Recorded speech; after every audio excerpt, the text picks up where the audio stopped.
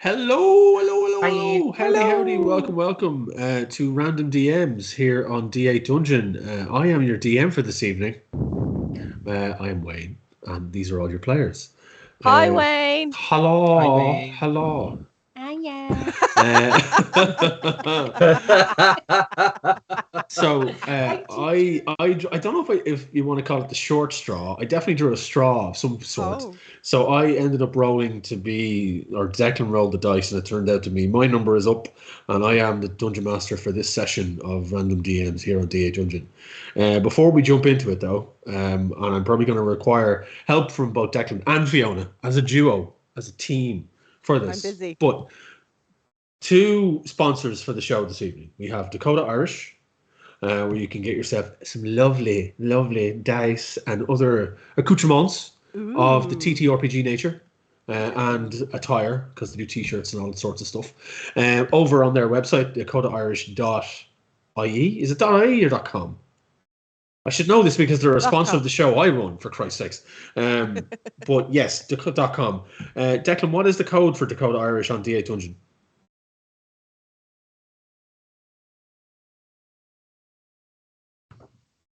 Awesome sauce.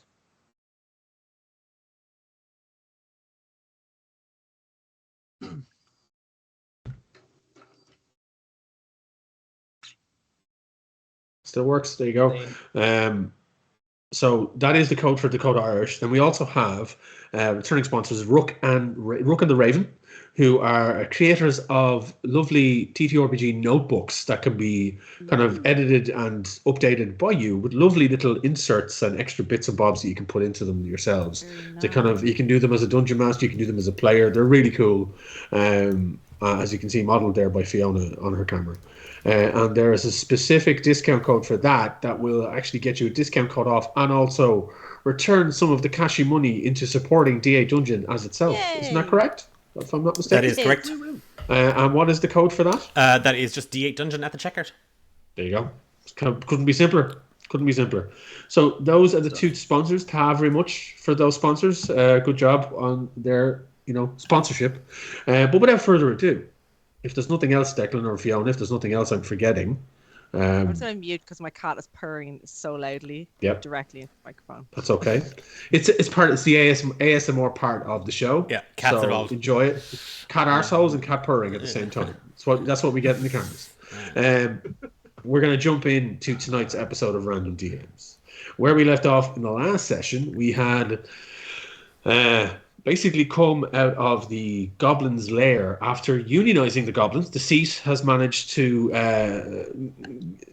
get all Jimmy Hoffa on these goblins and join them together into a fighting force, rousing them with yet unheard speeches, apparently. So Deceit might have a tale to tell at some stage tonight on how they managed to get all the goblins rallied together against their pretty feeble, weak-ass leader. Who was... Someone say baby-like. Yeah, kind of a little bit of a crybaby-like individual. I heard that was just fake news. That's all that is. Wow. Well, then that's you alone. Wow. Just saying it was out there. I just read it on a thread on Reddit. I mean, Osfire was convinced, so I don't know why you'd say anything against it or anything. He can believe whatever he wants to believe.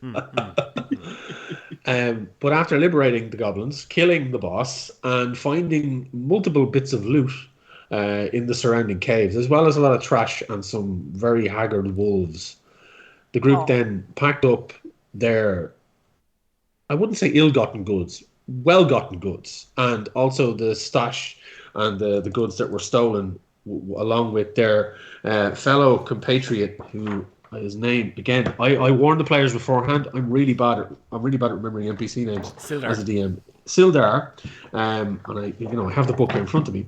They took Sildar, who was a bit worse for wear, and loaded them up into the cart as they made their way back, and instead headed into Phandalin,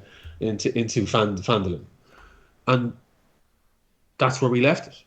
Where we pick it up is back in present day. It is the morning after the night before, as they were chatting and talking into the night about their previous adventures fighting the goblins. The group retired to their individual boudoirs, and they awake to the smell of cooking breakfast foods, meats and cereals and hot coffee being roasted in a pot. Each of you all wake up, well, at least Talia and Calda and Deceit all wake up, and they're met with these beautiful aromas. And you hear the sizzling of cooking bacon coming from downstairs in the inn as Oster is busy in the kitchen. Do you all make your way down? Is there anything you want to do ahead of time, or anything you want to do here yourselves, or do you want to make your way down to find where the food's coming from? First, Deceit, obviously, Deceit's a little bit late to breakfast because they have to do their extensive skincare routine. It takes a good half an hour to an hour, and they come down smelling of eucalyptus and different smells. Okay. Calda will go into the bathroom and rifle through the medicine cabinet. Rifle through the medicine cabinet? Yeah, just have a low. She doesn't want to take anything. She's just being nosy. Just having a look. Okay. Yeah. You find all manner of like small potion bottles and kind of balms and creams of different flavors and scents and variations of grit. Some dark in color, some white in color, some green in color. Just a multitude of different kind of. Can I take stuff. a green gritty one that smells interesting, please? Yeah, you take a green gritty one, and you can mark down in your inventory that you now have a luxurious bot guano face mask. Delicious. Thank you. I mean, that's what the label says, but technically it's just Sudocrem that we've been mixing in things with. It's been sitting there for forever. We just Sudocrem dyed green with some sand in it. Like. Look, it's going to save money in a future episode. Nice. So just do my morning workout and morning braiding session of all the hair. The main. So we have a little early morning montage here that it cuts between all three of you as you're just prepping yourself, and Oster's downstairs cooking the food. And as the three of you eventually make your way down into the open area where you were the night before, there's still a few tankards left out and wine glasses and a few dirty plates with the nibbly bits that you were having. But sitting off in the corner at a large table, you see Osfire finishing off what looks like a large plate of fried mushrooms, scrambled eggs, and bacon. And he seems to be swigging out of a large tankard of what can only be described as breakfast ale.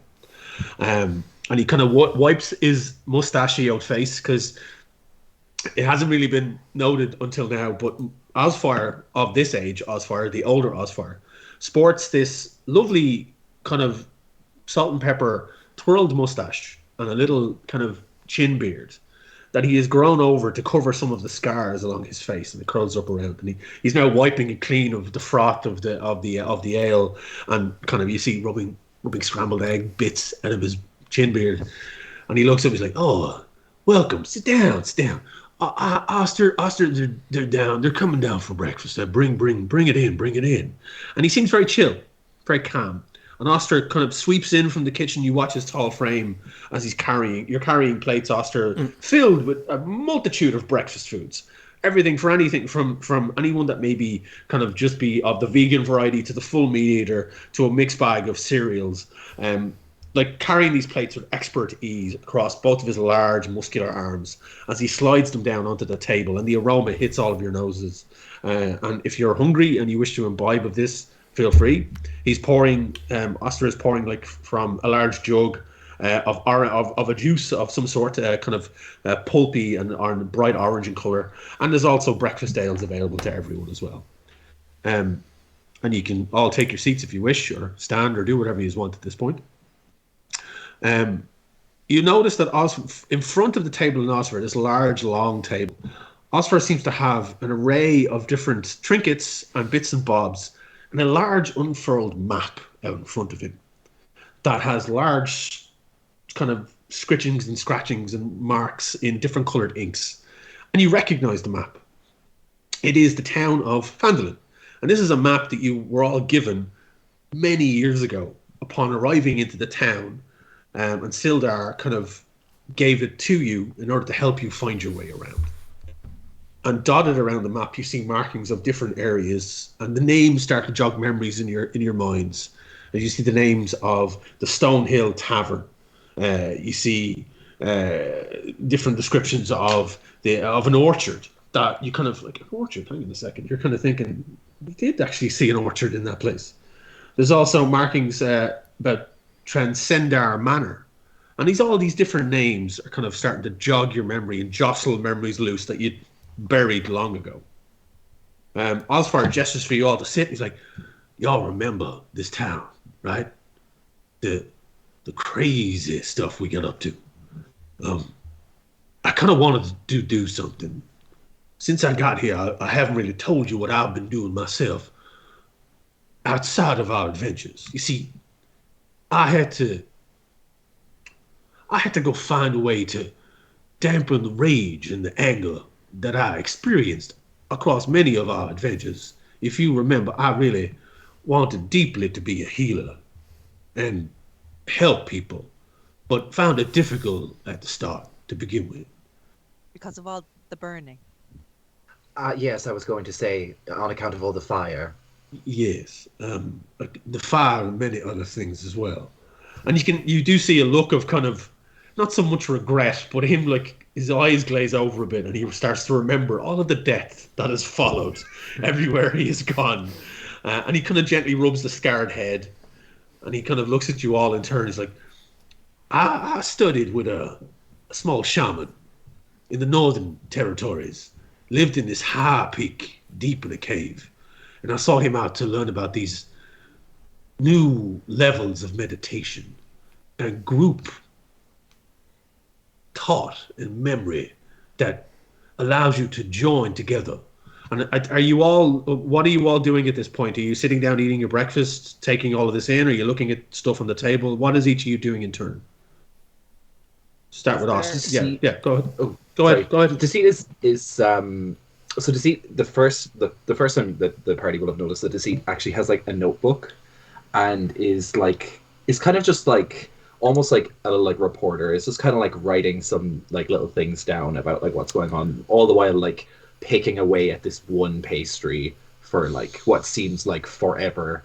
It's almost like they're making a show of eating it. Like it's like, oh, delicious, and then put it down, and then but mostly just like taking little notes. Okay. Oster is slipping coasters under everybody's cups and glasses. Like he's just like again, like it's like you go to lift up and he's just putting one underneath it, and he's kind of wiping down the counter with like a dishcloth that he had on his shoulder.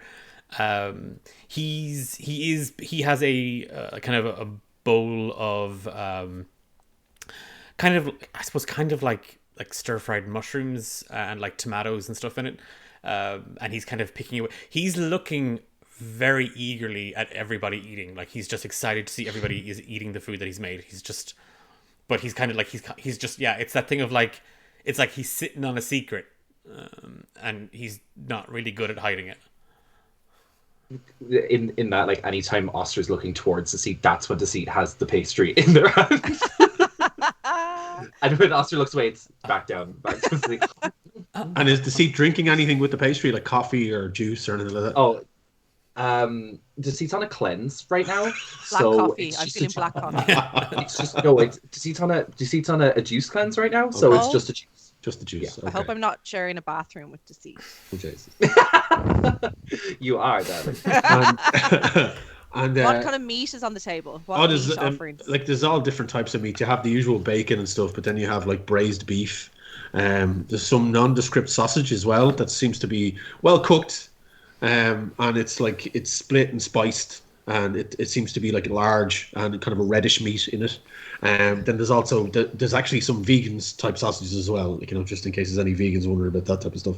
But we have the vegans are covered. Let's just say. Calda will look for whatever is the most undercooked piece of meat on the table and select that for herself. Oster, would you have taken this into note that Calda probably would have eaten? Yes. Or would you have cared? There is, and like Oster is like really, really impressed with himself. There is. Again, he's kind of like, because I think you might notice, like, because if he's looking at Deceit picking and like kind of waiting to see a reaction to something, he kind of looks at Calda and he's now looking down at like this small little wooden plate that has it's like a tiny little dip in it, and there's just what looks kind of like at first it looks like a root vegetable because it's kind of sitting there steeping, but he's looking at it and it looks like blood sausage. Okay, yeah, she'll pull that towards her and she'll delicately like take a knife and fork and be cutting tiny little slivers and eating them, all the while making direct eye contact with Oster and just saying, "Delicious." Oh, brilliant, great. And he's just looking around at everybody. Like, does anybody want seconds? Does anybody a fresh juice to see? Oh, yes, I'll take some more juice. My good friend Guinevere Palto has me on this wonderful diet right now. It's really helping. Like, I'll do some body candling in the mornings, followed by some juice and just some light pastries. Yeah. And he gets up like utterly proud as punch with himself, and then just as he kind of heads back, I just said, "Talia, can I get you some more scrambled eggs, full of protein?" No, more juice is good. And she's sort of staring enviously at Calder having the She's like, that would upset my tummy so much. And she's just pouring some of the orange juice into her milk. Her normal milk. She's like, I can have a little treat of some orange juice in there. Gets a little milky orange juice on her whiskers. It's good for cats. I think Oster is going to come back with a couple of more bits and pieces for Deceit, some like a fresh jug of juice, and like I think kind of seeing everybody, picking and drinking and eating. He's just so. What do we think? Like, good. Osfire is just guzzling the breakfast ale. It's like it's his second tankard, and he's just rubbing it from his mouth as he kind of sets it down on the table and just looks at you all expectantly. Did you butcher the pig yourself? Okay, so I'm gonna be honest with all of you. It's all vegan. Calder will push her plate away.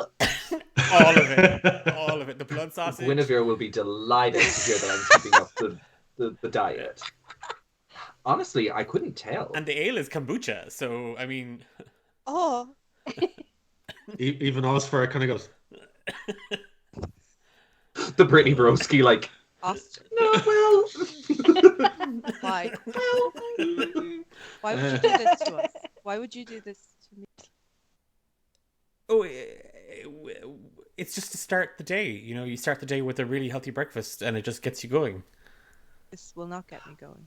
Can everyone please roll me a Constitution saving throw, please? Okay, sure. You're evil. Ooh. Now to take the minus a million. No, I have 0 con. That's actually pretty okay. Oh, that's good. I got a 19. I got an 18. Dirty 20.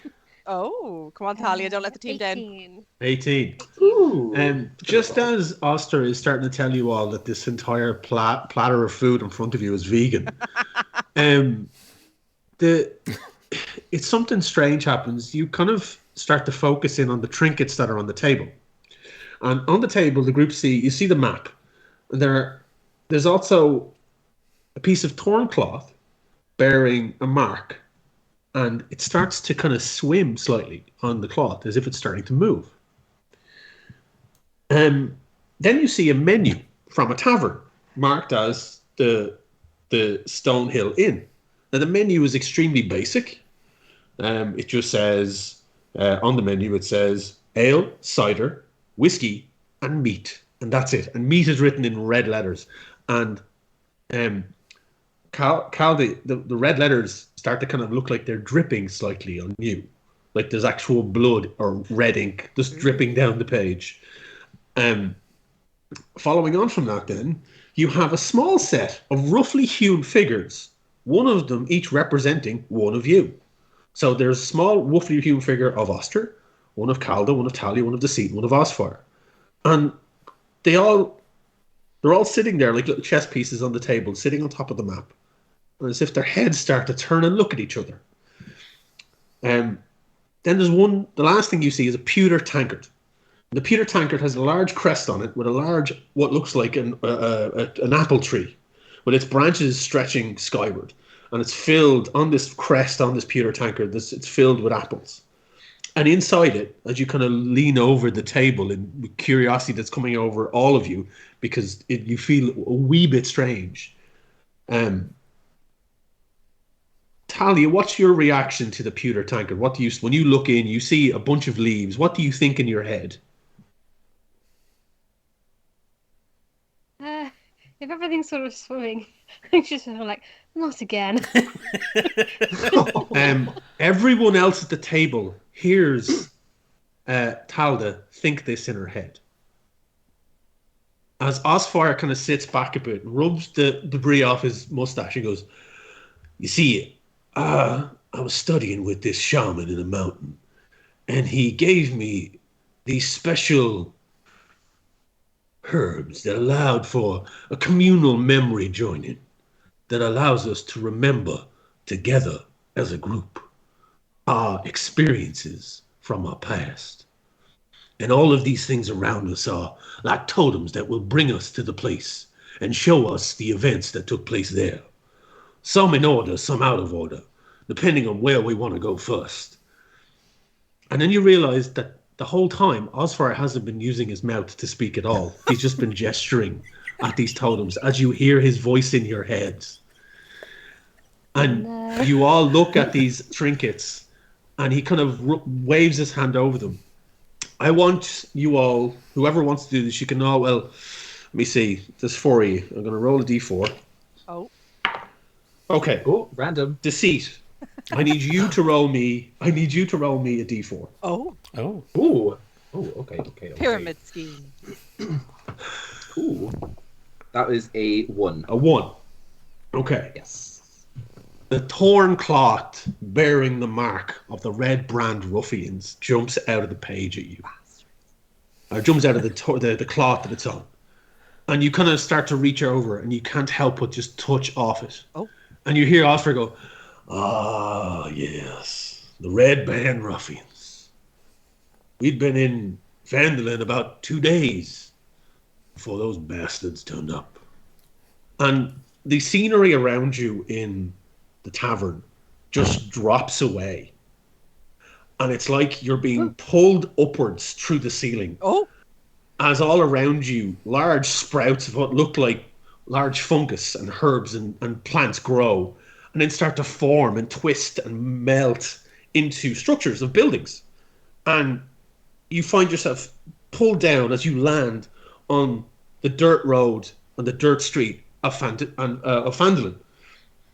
And this kind of construct of mushrooms and plants starts to twist and turn into the structures of the buildings of the town as you remember them.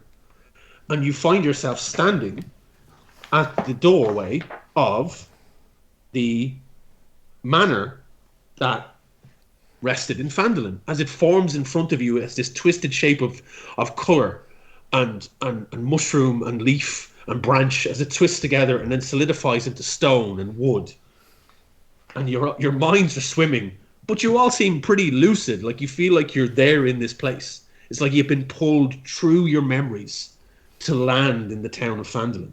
And you stand in front of the Transcendar Manor. And it's strange. You can smell the town. You can sense everything as if you're there, as if you remember it. And as you all look around, and Osfire's voice ekes into your head, you go, "We've been there a couple of days, and we'd already done a few things and helped a few of the townsfolk." And as he says this, you look around, and each of you are slightly different than what you remember. And then you realize, we have been here a couple of days. We've already done a few things. We've helped a few people. And you look over at Oster, and Oster's standing there in his usual garb, but for some reason he's holding 2 large potted apple trees in his arms.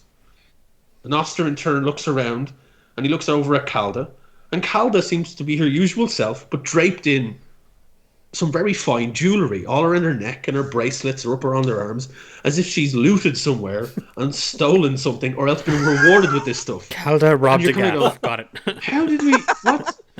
You look over at Talia, and Talia has this beautiful fur-lined cloak over her shoulders that seems to just bulk up her form and make her seem very grand as a warrior. Damn, double cloak, yes. And then Deceit is standing there, and Deceit is just holding a large bag of what look like chocolate-coated apples.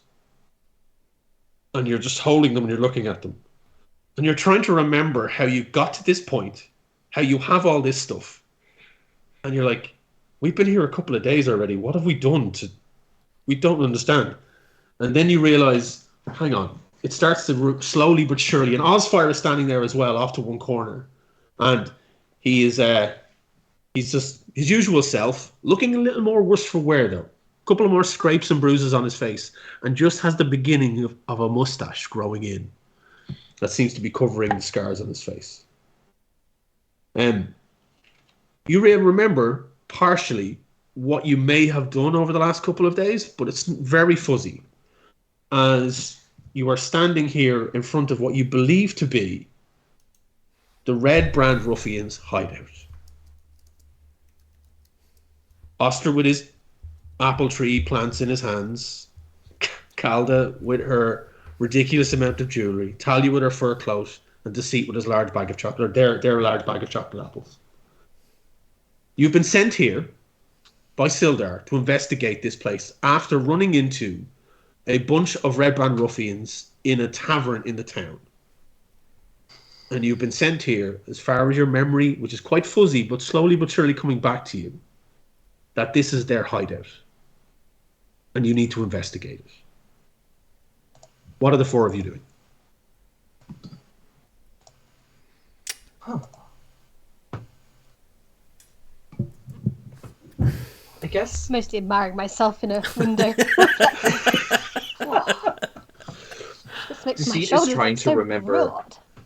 what the apples were for and what sort of strange machination that they've probably concocted as a lie to get them in here. Trying to just decipher in their mind, how did I lie to get myself in here? Why would I have apples? Can I remember why I had the apples? Roll me a history check, please. Okay. I'm really bad at this. Ooh, that is a 5. Wow. You hear, in the back of your mind, you hear Osfire's voice as he narrates the scene. You find yourself at the front of the Red Brand Hada.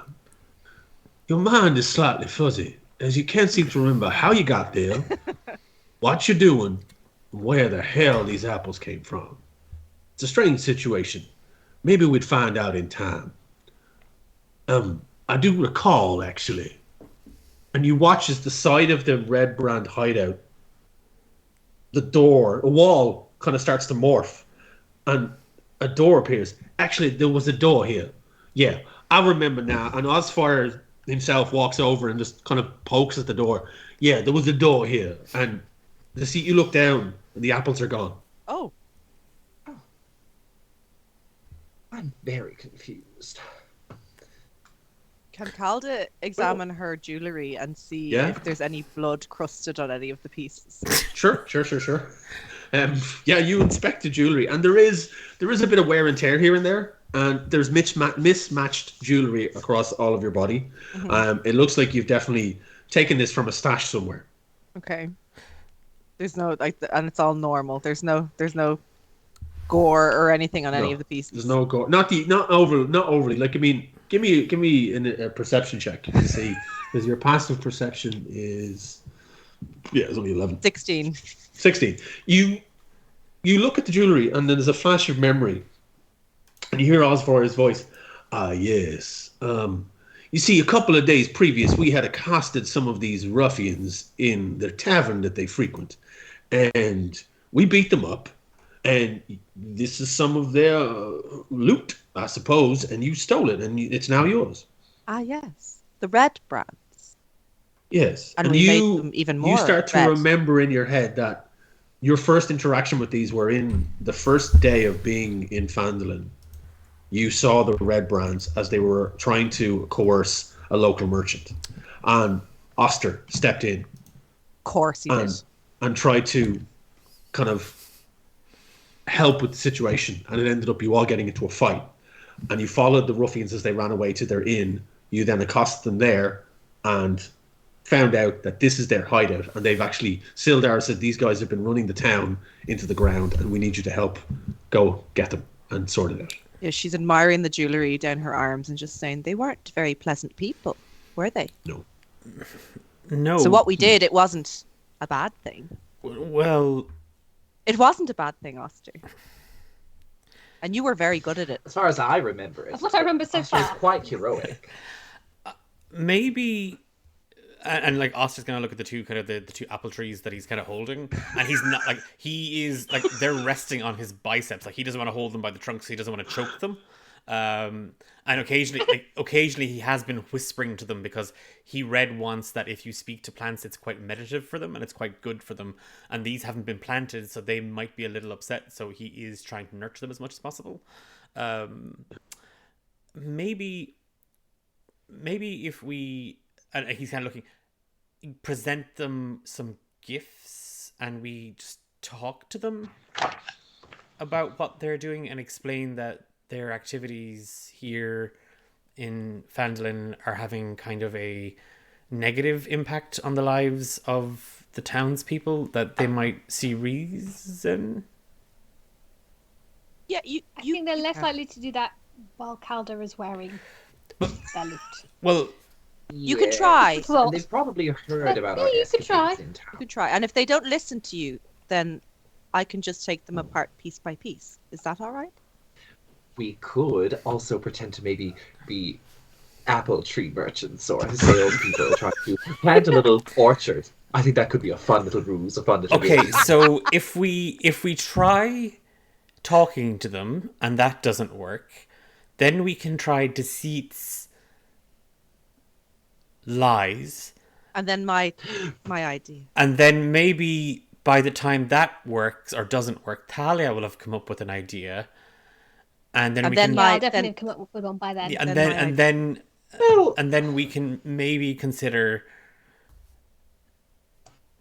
doing what you said. Violence. Calda. Just it'll be like a science experiment. well, whatever plans you're coming up with, and Deceit, as they're talking, walks behind like a bush, and as they come around the other side, they are completely different in appearance than a cast disguise self. And they are now dressed in like the kind of like fantasy equivalent of a power suit. It's got like a skirt, and like they are like Power suit. disguised as like Paul turned out as to like shit. as this like tall like half elf woman who is like holding a like cigarette holder, and she's got like her hair done up in like what I like to call a bitchy bun. Like it's really perfect, and there's just like, and she just kind of takes like a fake drag out of the fake cigarette holder. It just says, "Well, darling, we've got the best apples this side of Neverwinter, so I really think that they're gonna love what we have to offer." Roll me a performance check, please. Oh, I dropped a pen. Ooh, that's a 17. 17. As you do this, Osfire kind of like, you hear the voice again in your head. It's like, actually, I remember this. I think, yeah, if I recall, and all of a sudden those 2 bags of apples that you had in your hand reappear next to the doorway, and they're overflowing with bright red, gorgeous, juicy looking apples. I remember maybe I'm getting confused. As you all hear this in your heads as if he's trying to remember the story to recount it with you. But it sounds like this is sounding like a really good idea. Like this might actually work. Yes. And with that kind of seeing the apples by the door, like Oster now believes the lie as well that Deceit told. Like he now thinks that we are here to sell them apples. That's a thing that we do, apparently. Maybe that's what we're going to do in Phandalin for a while. We're going to sell apples. So he's going to go over and... See, Sugar, you're on board. He's going to go over and just like gently wrap the door with like his foot, like his slipper. Like he's not kicking it in. Like he's just going to like knock using his foot. Again, still holding the 2 apple As you're trees. knocking on the door, Deceit is like standing like kind of in the background trying to look important. Calder will be holding an apple in each hand, just staring at the door. Oster, I need you to roll me a history check, please. Okie dokie. Oh boy. Brains. Oster's Yeah. forte. +0. That's an 11. Straight 11. up 11. Just as you knock, the memory of the apple trees pop into your mind. And you remember that you got these at the Erdmat orchard.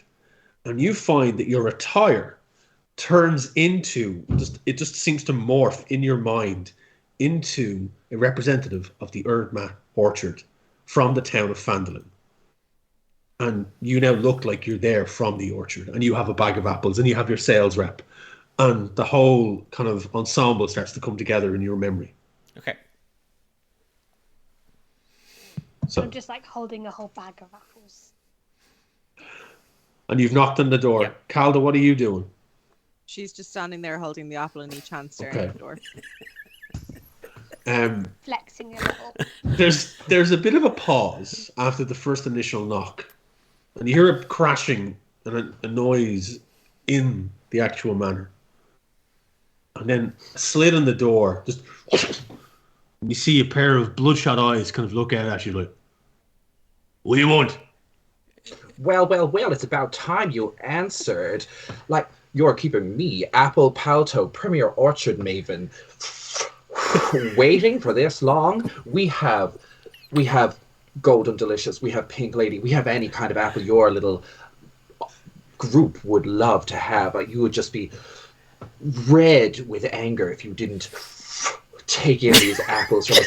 That orchard down the road, that orchard down in Phandalin, they have nothing on what we've got. We can ruin this town's economy. You can run this town's economy with these kind of apples, darling. And you better believe it. And she's like pointing the cigarette. Like, Good day, madam. Glide over behind the seat and just say, "There's cyanide in the seed."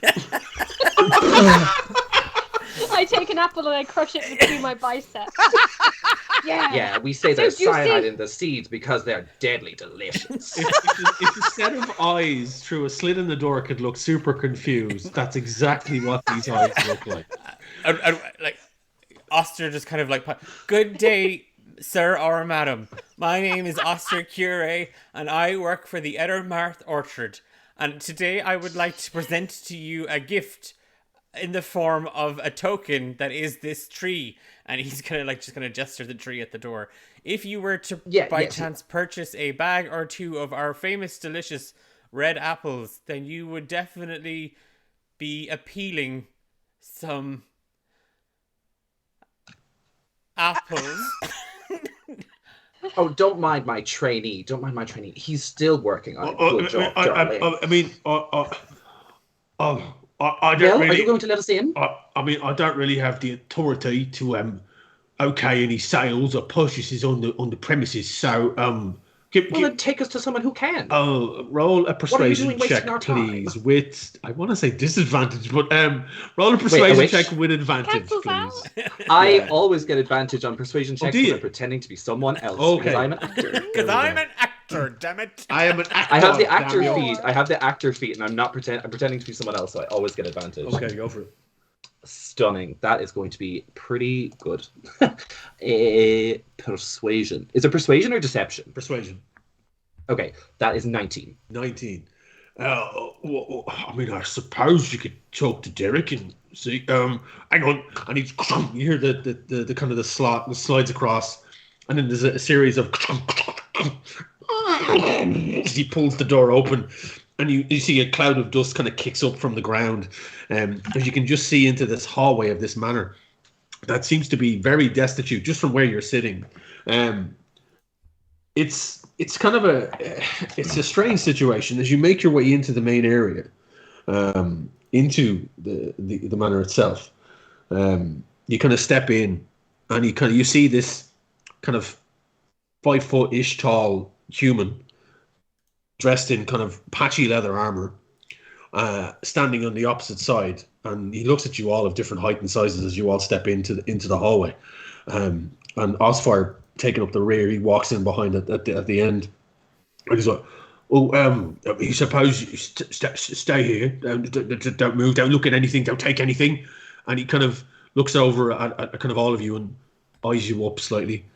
I'll be back in a minute. And he scurries off, kind of lopsidedly, runs down the dark corridor in through an archway that seems to disappear into the darkness. Okay, so we're in. So now we sneak around, right? Wait, are we not selling apples? Darling, it's a ruse. No, wait, roses? What? No. Do you really think I look like this? Well, you're my boss, so you can look like whatever you want to look like. Oh, sweet child. Never mind. Well, you can sell apples, and maybe one of us could have a little bit of a look around the place, so maybe see if we could find any. Calda immediately glides anything. forward. What's there? Calda what? Sorry. She will glide forward. She'll Mars attack, glide forward, and look and see what's there. Is there like a room? Is there an entrance? Okay. Nearby? So you start to kind of move forward into the hallway, And it's all very dark in here, and it's like what you see around you seems to be just disused furniture, broken and in complete disarray. There's a large, thick layer of dust and cobwebs everywhere. This manor has seen much better days many, many moons ago. It very much seems to be just used as a hideout for what these ruffians are. There doesn't seem to be where in this. It's literally the hallway into the main corridor or into the main area of the top part of the manor. Roll me a perception check, please. That flew away. That is 13. Okay. You kind of peer around into the darkness. Do you have dark vision? 120 feet. Okay. So you kind of peer into the darkness, and you can see that there seems to be a bit of corridor ahead of you. Then it just seems to drop down into nothingness. Oh, like it dips down, or it's just pure black. It seems to dip down slightly and then just go into pure blackness. Okay. Deceit. I can't see something down here.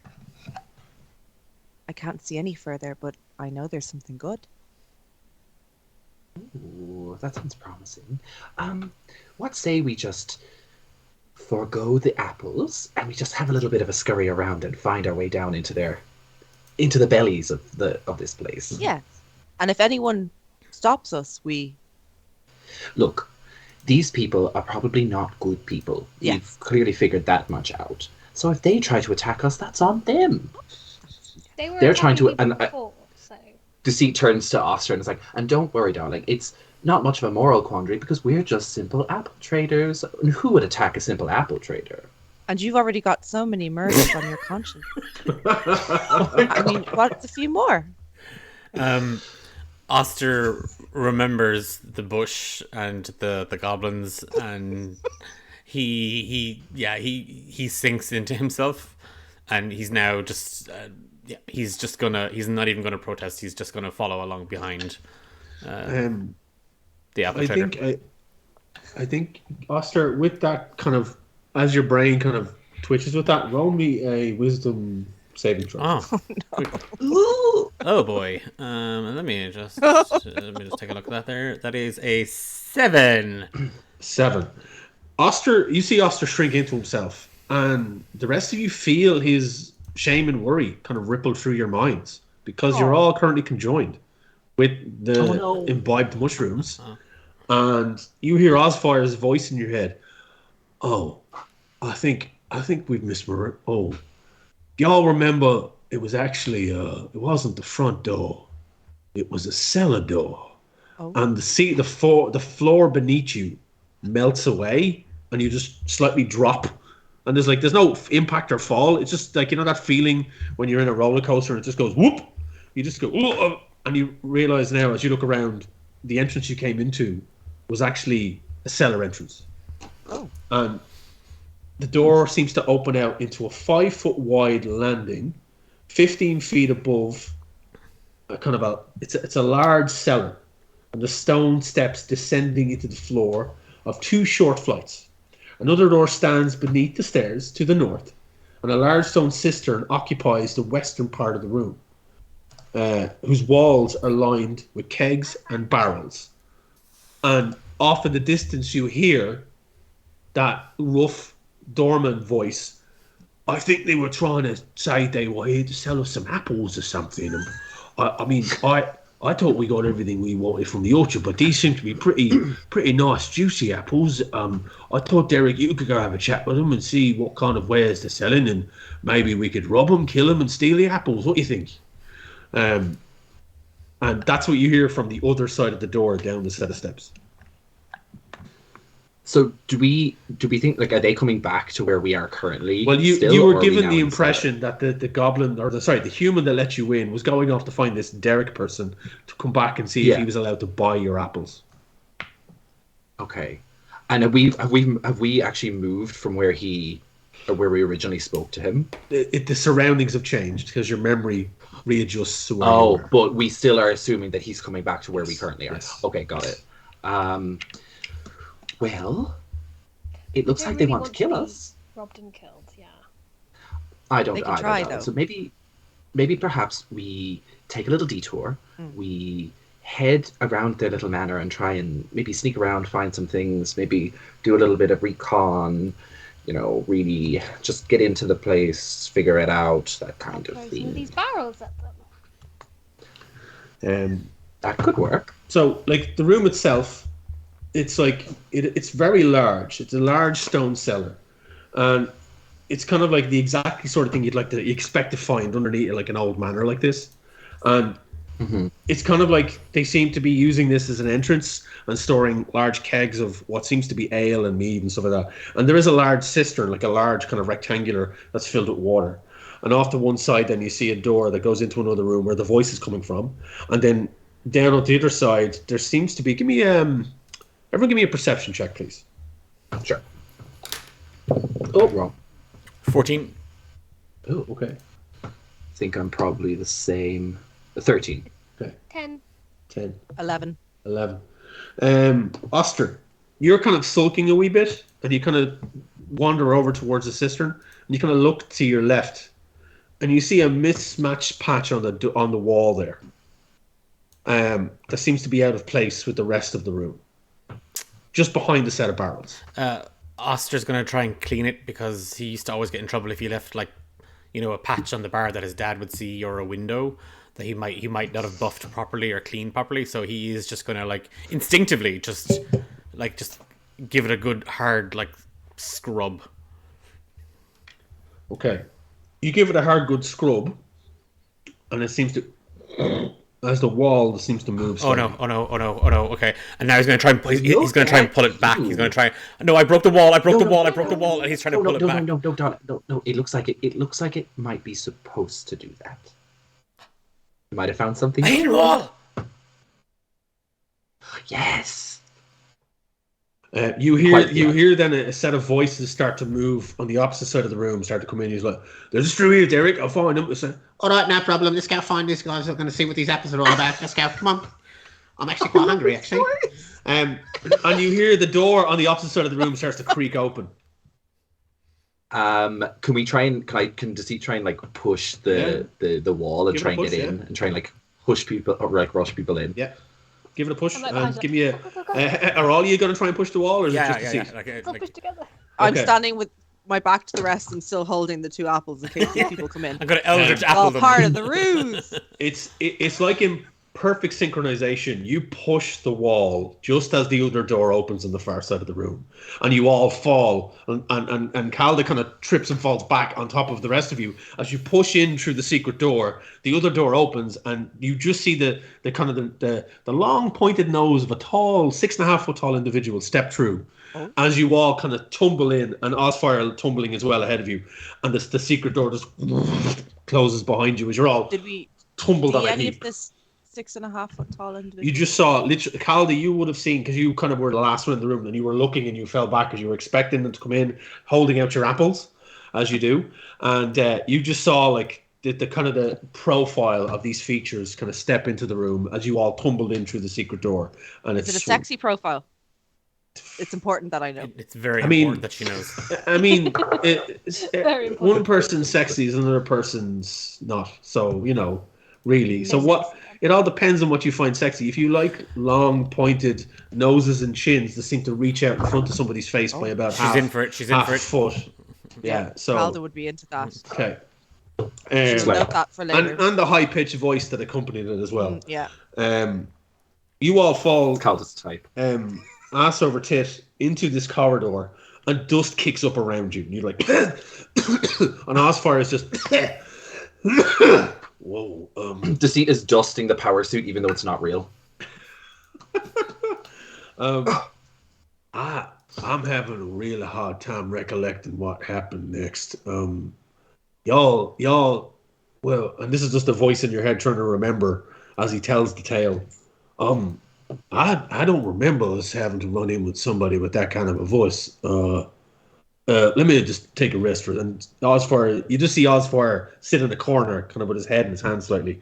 And the rest of you look around, you see this corridor that seems to go forward about 30, 40 feet and then take a right turn.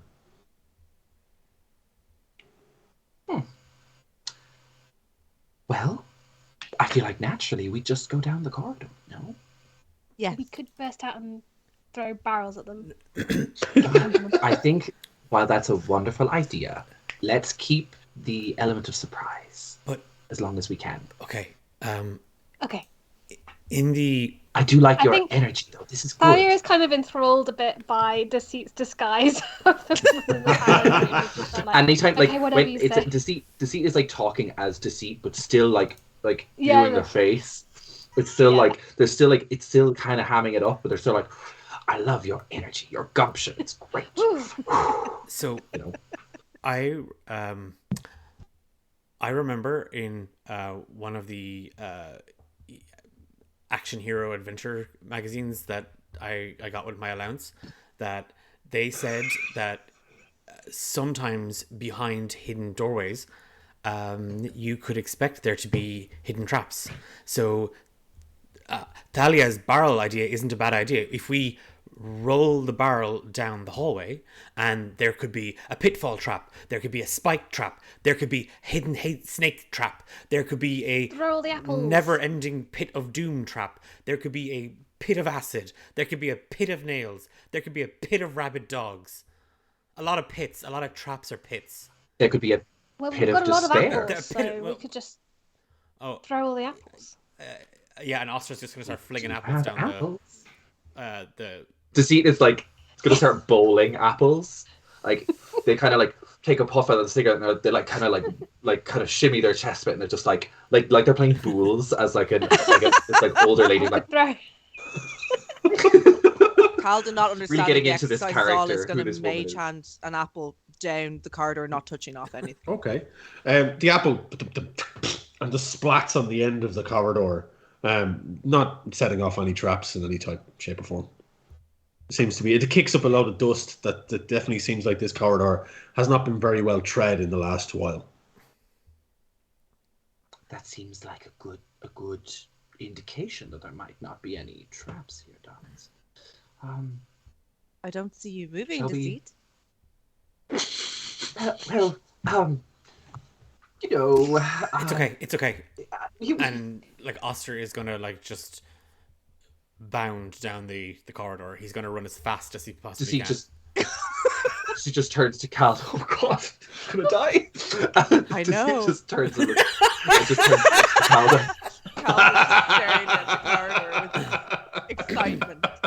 How do you think he's going to I handle know. a blade? He spike. just turns and just says, it's just like, I mean, I wanted him to have his heroic moment, obviously. Cloud, poison. Maybe. Keep going, Oster. We'll have- Faster. Maybe we shouldn't let him go by. We should just probably follow along. Oster, you bound ahead of everyone, and you get to the end of the corridor and turn right at where it naturally goes, and then there's an immediate left turn. And as your head peers around, you look as this entire area opens out into a huge cavern. And you step. If you don't go too far, you can still see it. It's massive. It's a huge, huge cavern that has kind of large pillars, one on the left-hand side, on the far side of what looks like a huge crevasse that runs along the center of this area. There are two wooden bridges that seem to be built across this crevasse, and another large kind of stone pillar is on this current side where you are at the far right-hand side. Roll me a perception check, please. Okay. That's a nat 1. That one. Okay. Can I just, as Oster does come across this, his immediate reaction is just to go, because he like it's that thing he wants to make it echo. It's that like, whoa, whoa, whoa, whoa, whoa, whoa, that he's trying to do. He's lost it. Like Okay. it's class. It's class. As you say, whoa, whoa, whoa, whoa, as the last whoa vanishes off into the distance, you just hear in the distance, whoa. Oh. Calda? Yeah. No, he assumed that was she'll- Calda. Yeah, she'll glide in behind him. Oster. Right behind him. Deceit will glide in behind Calda and just go, Calda? He's intact, fortunately. I'm sorry, I thought we were doing a name thing. No. What is this place? How did you do the thing with your voice? What thing? Over there.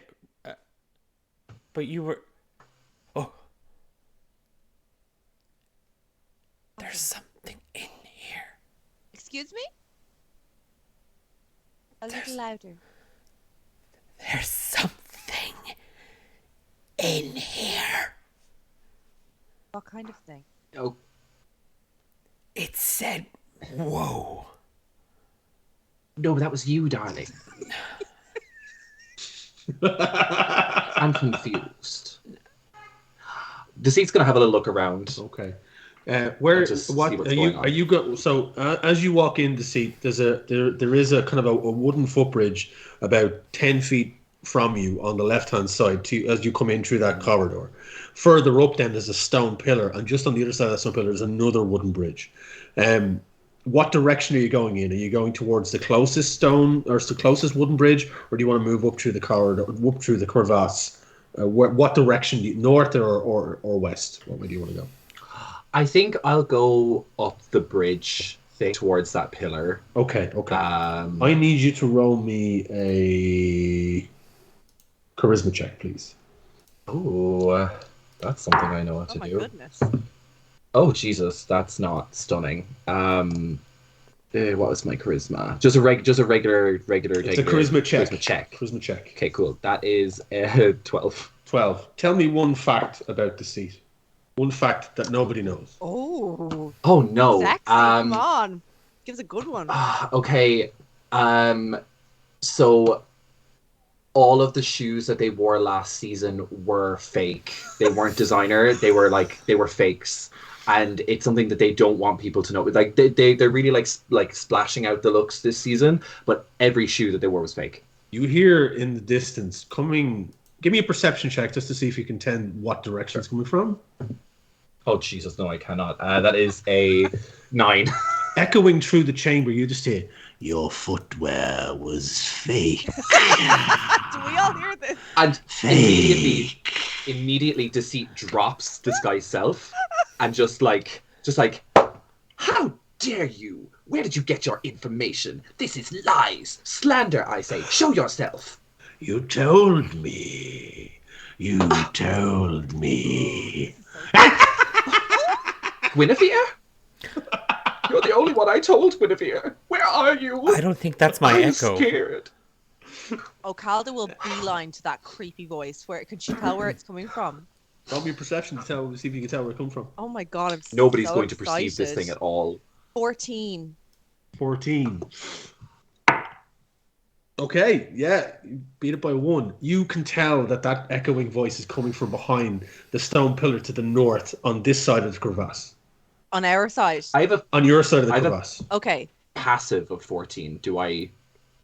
No, because In any you way. had to do it. Your charisma. I'm Yeah. still stunned. You're still stunned by the whole thing. Yeah. Calda will yeah. just like lift a finger and point at the pillar. It's over there. And she's gonna Um, glide over to it. wait. Hello? Calda, as you get close. Guinevere, if you have been selling my secrets again, I swear. Calda, as you get close, you see this shifting form up on the pillar. Oh.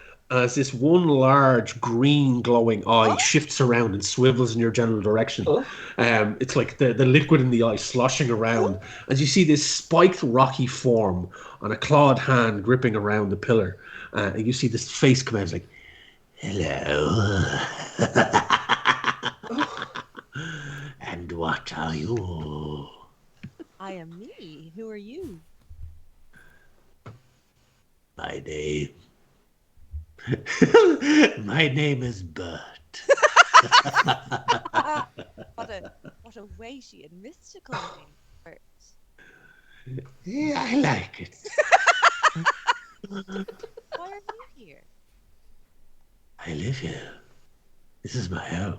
I like your eye. And the eye kind of just swivels around in its socket and kind of takes in the room as it kind of like it's like it only has one eye, but it still manages to be lazy. Like it's just swishing around as it looks. It takes you all in, and it skitters around the pillar. It kind of peeks out and looks at you. You have come into my home. I must. I am under orders. I'm under orders. do what? Well, Can we help? To do what? there are way too many of you for me to try and eat you. I am not that hungry. But maybe we can make a deal. What say you? I don't know. They said my shoes were fake. I mean, we have a lot of apples. Good day, sir, madam. My name is Oster, and I'm with the Edelmar's Orchard. And he's just gonna like point at his little uniform. And can I present you a token of our orchard's esteemed fruit apple trees? If you buy a bushel of apples from, and he's gonna point at Thalia, from my associate, then we can give you a second apple tree for free. And he's gonna swing that over. Calder will lean forward to Bert and just say, I know you might want to right now, but he's quite wiry, so he will get stuck in your teeth. And at the moment, he's quite useful for us, so please don't eat him. I have no intention of eating anyone right now. I am interested in your juicy apples, though. Calder will go back up. And his Holding like yourself. his Excuse me. kind of crooked clawed rock-like fingers reach out and pluck one apple from Talia's arms, and he kind of just holds it out in front of himself. Actually, I think they would quite like to do like a sort of netball pass to She's like, no, I don't like this. Interesting. I don't believe I've ever had an apple before. And you see this kind of long pustule-filled tongue kind of just lick out and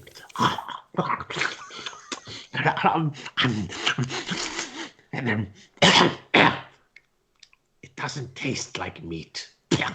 and he just throws the apple to the ground. No, I don't like these apples you peddle. Would you like us to bring you meat? Would you bring me meat? Meat. I like meat. What would you give us in return for meat? Well, I can. Oh, Bert can show you. Why you are here? Why are you here? Calder tries to remember why they're here. Does she remember? You hear in Osfire's voice in the back here. It's at this point, Calder, that you remember why you are here. You have been sent by Sildar to run the ruffians out of Phandalin and find out who their leader is. You believe that this is their hideout, and so far, your suspicions are proven true, although you have no idea what this creature is. Okay. With that knowledge in her head, Calder will turn to Bert and say, we need to find the leader of the people that live here. Yes. We don't need them, so they can be the meat. Maybe the leader could be juicy. Oh, we're on the same page. Yeah. I love it. You could eat Derek. He seemed not very nice. Do you know? I know a lovely lady back in Neverwinter. Her name is Guinevere.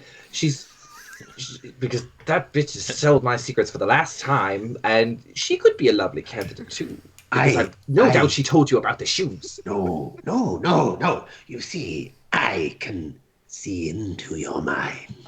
And his eye kind of just again sloshes around, and the pupil seems to have trouble focusing on you for a second, and then straight in looks at you. And I plucked it from your mind.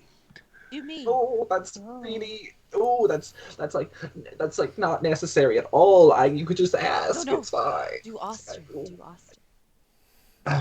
No, Please. I can only do it when Or we could turn around. And Bert seems to kind of get a bit embarrassed, and if it's possible, He's got his rocky stage grey skin, if it can, seems to blush slightly. Oh, poor Bert. It's Oh, okay. he's got stage fright. Don't worry, darling. You know, I run a seminar.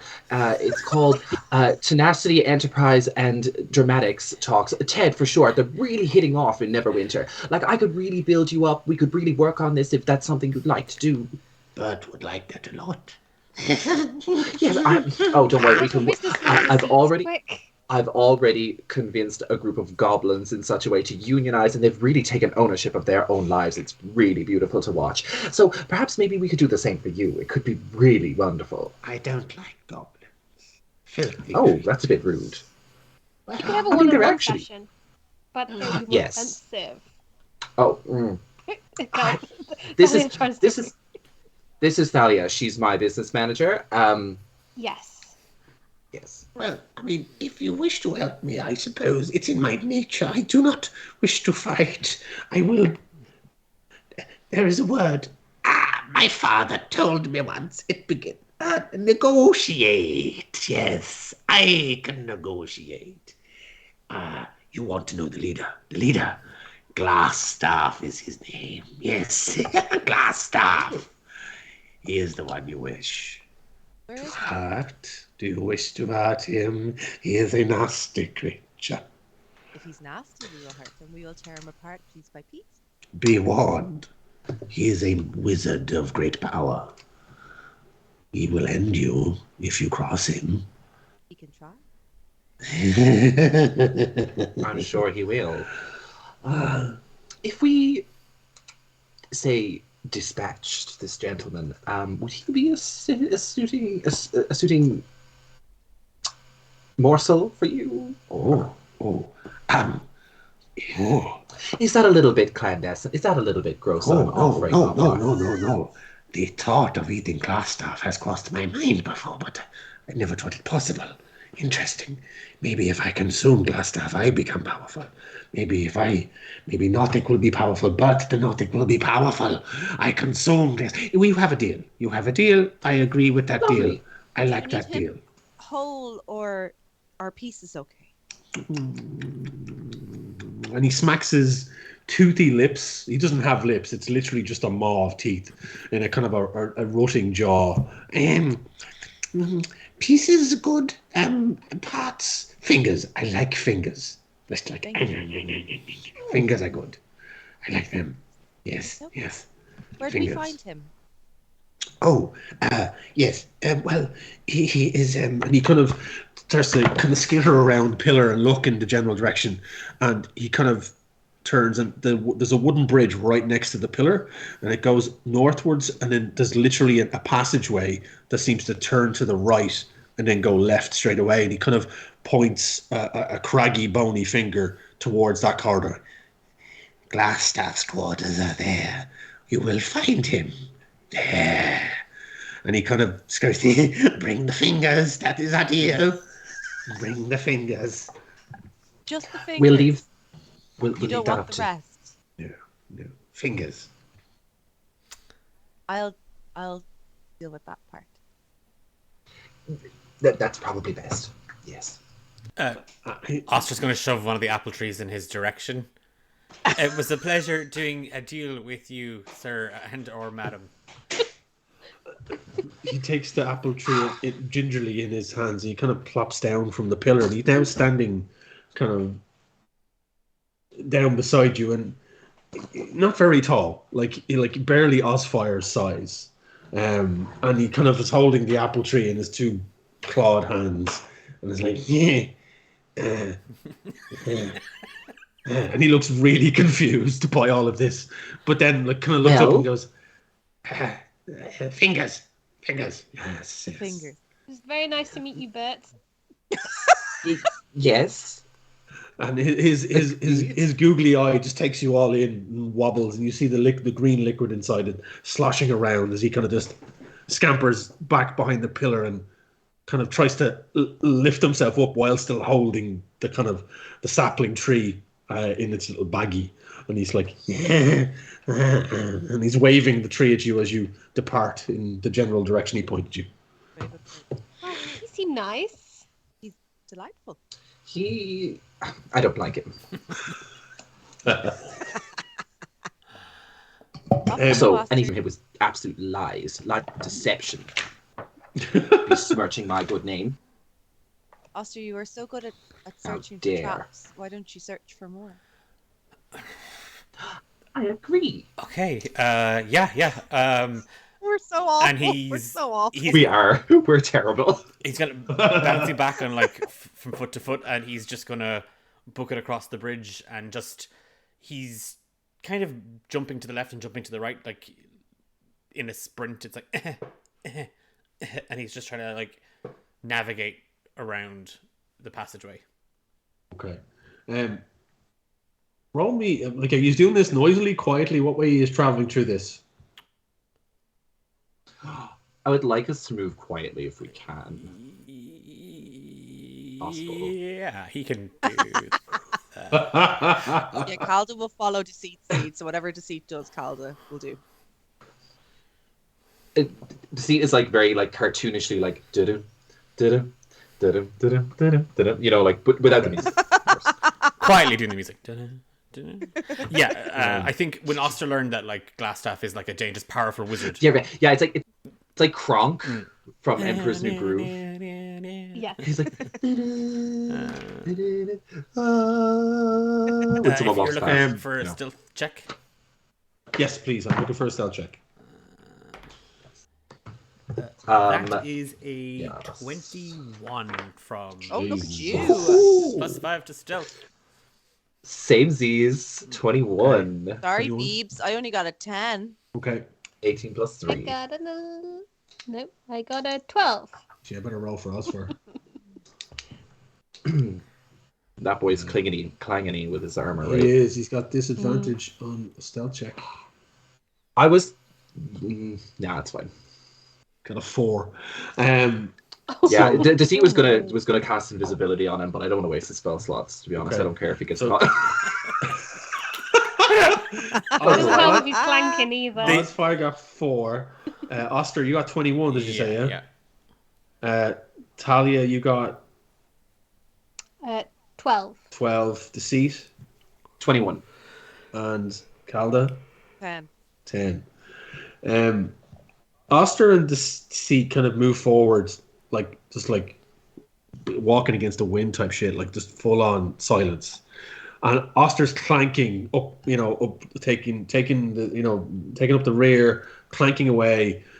It causes both Talia and Calda to kind of turn and kind of trip slightly and knock a few bricks as they hear the sound of Osfire clanking.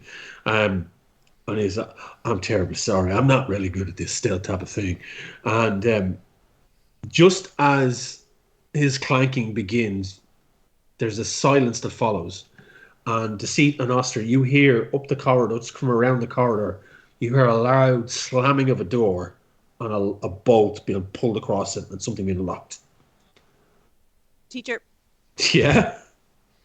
can Calda, like present day Calda, kind of break from her mushroom stupor a little bit and say, Osfire, no, that's not how it went.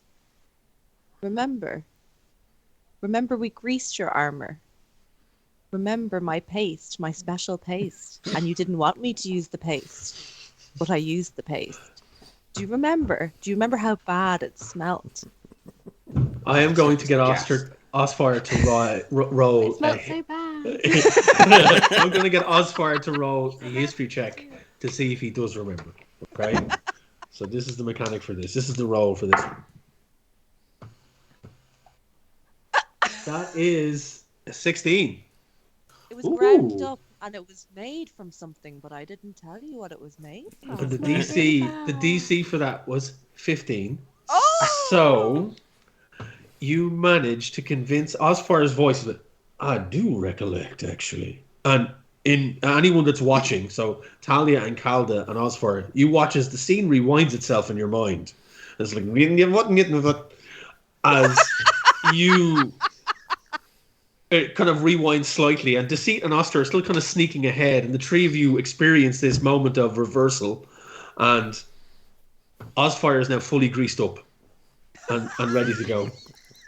It smells so bad. And he's now going to roll his stealth check with just a regular straight roll rather than disadvantage. Wow. I rolled a natural 20. Grace. Whoa! Yeah, I rolled a natural 20. Oh my god. So yeah, now fully greased, Osfire just slips past you both and you barely notice him as it's just like He catches up with Deceit and Oster up ahead, and there is no slamming of any door, and there is no locking of any bolt. As your memories start to meld, as the mushrooms take hold. Because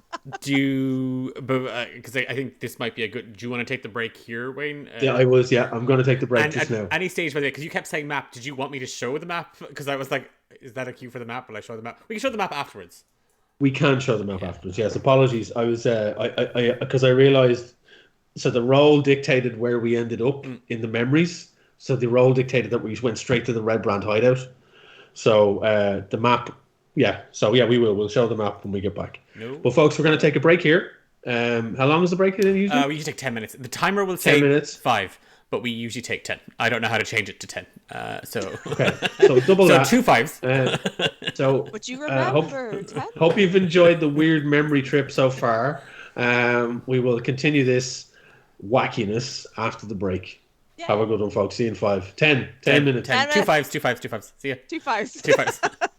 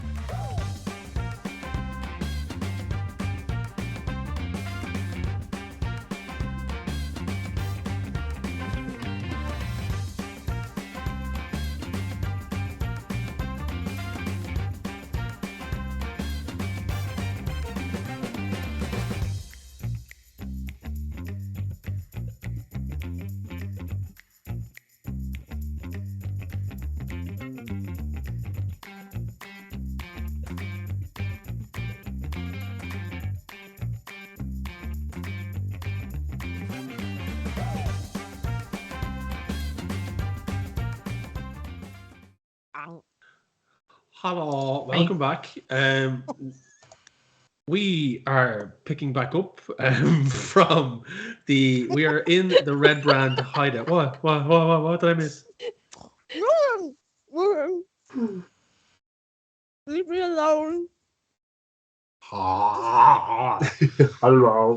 Let me enjoy my Easter egg in peace.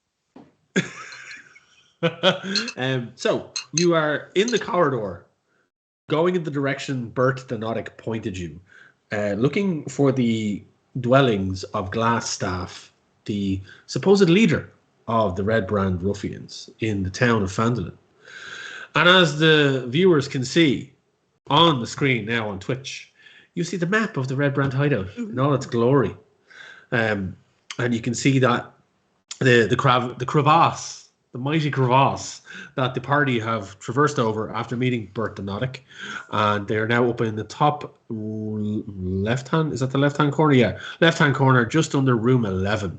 That's where they find themselves. As you ascend a set of stairs, there's that descend. Are they going down? They're going down. You descend a set of stairs down into another dusty corridor. And at the far end, you see two doors. One on the left, one on the right. And with a bit of remembering from Calda, Osfire, fully greased up, did not disturb anything, and there was no locked doors ahead of you. You didn't hear any rustling, and everyone has done a pretty good stealth check. Now, what is the group doing at this point? So we've two doors, one left and one right. Yarp. Calda will make a show of trying to be quiet to impress Deceit and glide up and put an ear to the door on the right and see if she can hear anything. Okay.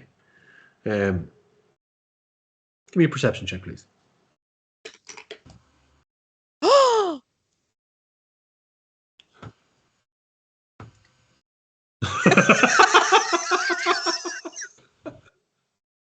Can I roll to try and understand those hand signals? Roll me. What would you roll for that? Yeah. Roll me an insight. Yeah, insight. Give me insight there. See if you can understand what the fuck he's talking about. We'll glide past Oster and roll a natty 20 for her perception check. Ooh. 11 to understand what the fuck Oster is talking about. You kind of get an idea that he said two flaps. Oh! Kind of smelly. That's kind of it. Oh! So two smelly flaps.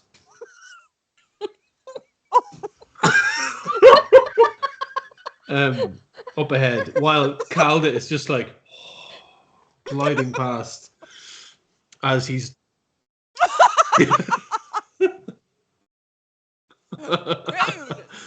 and Calda completely oblivious to this with her kind of her horned head perched up against the door.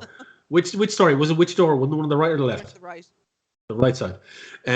You as you kind of push your ear up against it, you hear on the far side of it kind of bubbling and spurts of kind of little and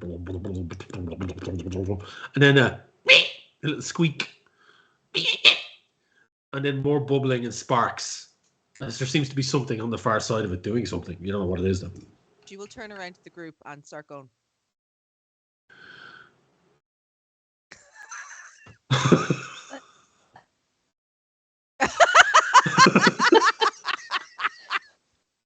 Oster gets it. Deceit just kind of just scratches their head and just kind of, I guess, has just decided to start playing along, and just kind of just says, She'll do like.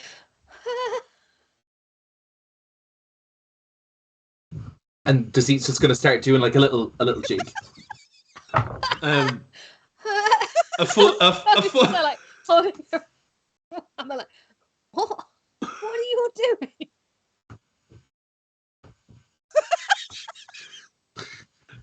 Because he was running at full tilt, fully greased, Osfire tries to stop at the end of the corridor, but just accidentally just keeps sliding, and he's just like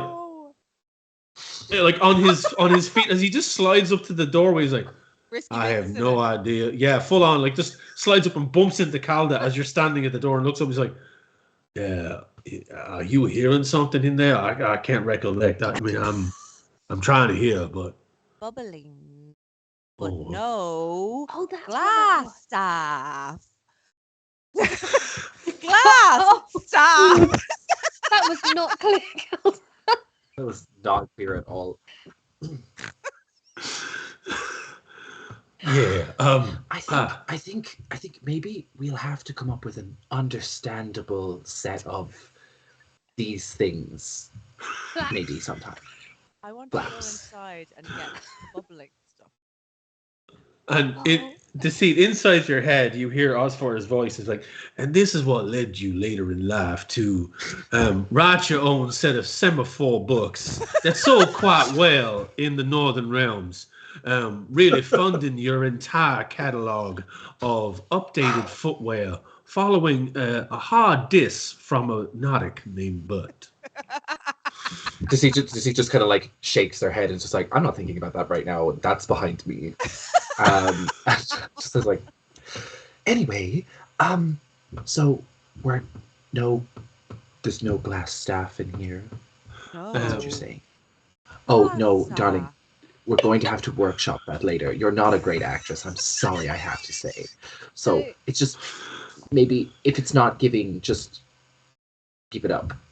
Just use your words. You're very good at them. There's no glass staff. Thank you.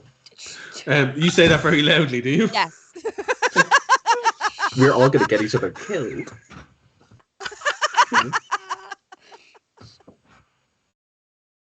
Yeah. Okay.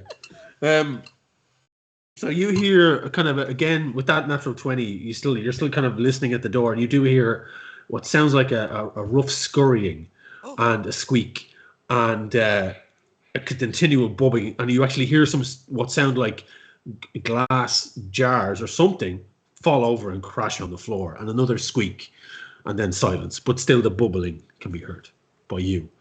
Calda can't hold it anymore. She's going to try the handle. You reach down, and gingerly, your fingers curl around the large doorknob, and you twist, and the door opens. Peer around. As you kind of stick your head in, you see what looks like a large workshop filled with long tables that have vials and pipettes. You notice as well a large, and I can't believe I'm about to say this given my phobia, but a large, furry, long-tailed creature scurries across the floor as you see this huge mutant-like rat just like just zip. And it takes refuge under a large work table set up with alembics, retorts, distillation coils, and other alchemical devices. All of it stewing and bubbling away. Bookshelves are crowded with sheaves of parchment and strange-looking tomes. And as you can see on the map there, up on the top corner, you see, or kind of in the middle of the door off to the right, the middle of the wall off to the right, you see another door. Heavy wooden with a large iron handle on it, and it's closed. And the rat seems to have scurried underneath the desk off to one distance. You can't really make out where it is. But this seems like a very active and working workshop.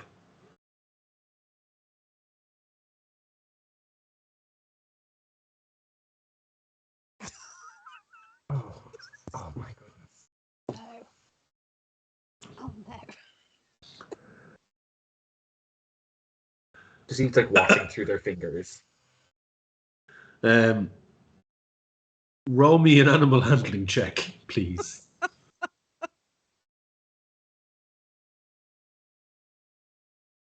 Ooh! The rat kind of like, New pet. and new as it pet, kind of new pet. pokes its head out from under the thing, and you see this thing, and it's fucking disgusting because fuck rats.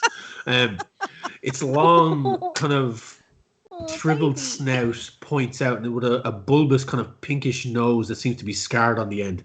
Two large buck teeth stick out the front of its matted whiskers as the fur is kind of curled back over its face, coated in what looks like a weird bloody viscous. And what look like is two rotten ears are pointed over its head with bites taken out of it. And you notice now that it's large and grotesque, and patches of fur are missing around it. It's like, and it pokes its head forward and kind of like sniffs at the apple, and then it's like, Oh. Who's hungry?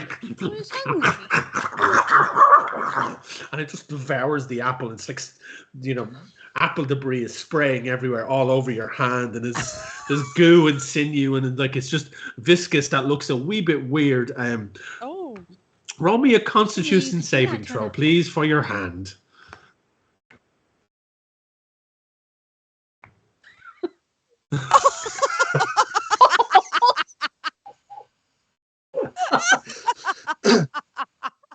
Deceit is gonna look at the rat and just be like, "Oh dear, you have Guinevere's nose before the alter self operation. God, you poor thing." Declan, apparently your audio was dropped off there. No. Is it back? We did it on purpose. I did. Yeah, I did. We can hear you, but the chat is saying that you're... Okay. It seems... Is it back? I think it's back. It's registering as... Can everybody hear Declan? And I don't say anything for a couple of seconds. Yes, back. Yes, back. Okay, Yes, back. cool. Yes, back. Okay. Yeah. So the rat is kind of like... And it's kind of holding the remnants of an apple core. It's just like every now and again it's like... 14 on the Constitution You save. want another apple? 14. Yeah. It burns slightly, and in the future, absent-mindedly, Oster is sitting at the table in the mushroom-induced stupor, just scratching at his hand, where there's a little burn mark. But you don't take any damage. Okay. I little by little, another apple. And it just catches it. Oh, where's your mommy, little guy? Who made you like this? And as you get close, you do notice that there's a certain level of Frankenstein-ness about this rat. It's got stitches up its body, and it's got lumps in places where it really shouldn't have lumps. And it definitely looks like it's been kind of put together in a haphazard way. And it's just like... Delicious. Can Calda look for anything in the room that would look like it would hurt or kill somebody? Give me an investigation check. Yeah, sure. I'm going to call you Pouches. And he's, yeah. Kind of That is a lovely name. It sniffs your hand. 16. Yeah, like, I mean, the stuff that's in the vials, there's definite acidic nature to some of them, poison in others. But it's all very chemical. There's nothing like there's no weapons here. It's just all different concoctions and brews and blends and stuff like that. The books on the shelves seem to be collections of... There's some spell books there with archaic writing. What languages do you speak, Calda? Let me have a goo.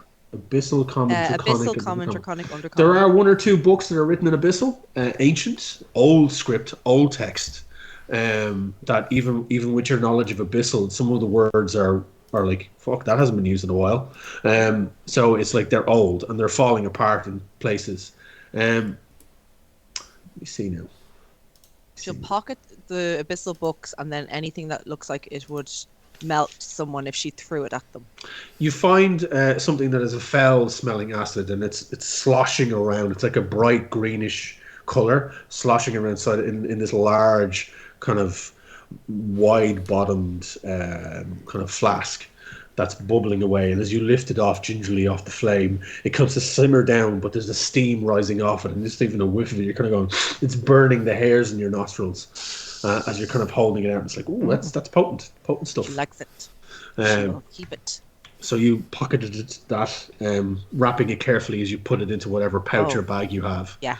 And then also the tome with Abyssal in it as well. Mark that into your inventory, and we'll decide what's in that book at a later date. Oh my goodness. Is there anything else anyone else wants to do in this room? Can I? Yeah, sorry, no, go for it. Sorry, No. I wanted to head to the other door and just like see if I could listen into it, or like see if there's any sort of like keyhole to look through or any sort of like thing. Because I know, like, if we're in that room up there, if there's another door out, that looks like another door. There's only the one door that's in. So there's the door you came in, and then there's another door off to the right hand side of the room that leads into the room next door. The door is closed. Cool. I wanted to see if I could go like just like listen in and see. Okay, if I hear anyone. Give me a perception check, please. Perception. Please. I'm going to use this new one. Yay. Oh, that's not terrible. That is, what is my perception? I should really learn what my skill checks are. That is 15. 15. As you listen in, you hear what seems to be like the sound of a shutting door, like a thump on the far side in that room. Do I hear like any footsteps? Like, did it sound like someone came in? You just hear a door close. That's all you hear. Okay. So Deceit is going to look across at the rest of the group and is going to point to the door and just say, That Flaps Right that flaps. way. close flaps. Close the flaps Right. over there. That means the door. door closed.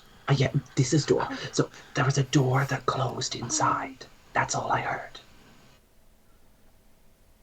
Can you send your friend over there? Yeah, can Oster have been cradling Patches, like literally, like you would a toddler or an infant, like holding him and being like, you know, feeding him little apple pieces or just whole apples.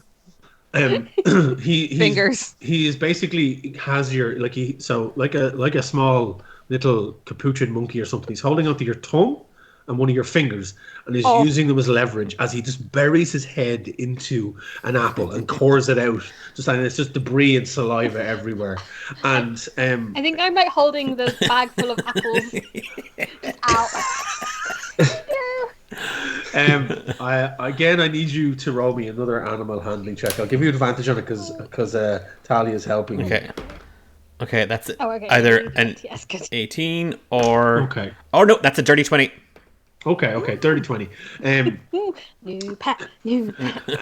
As he looks up, kind of after devouring another 3 or 4 apples in quick succession, he just raises his head up, sniffs the air, and he's like... And what You're just misunderstood, aren't you?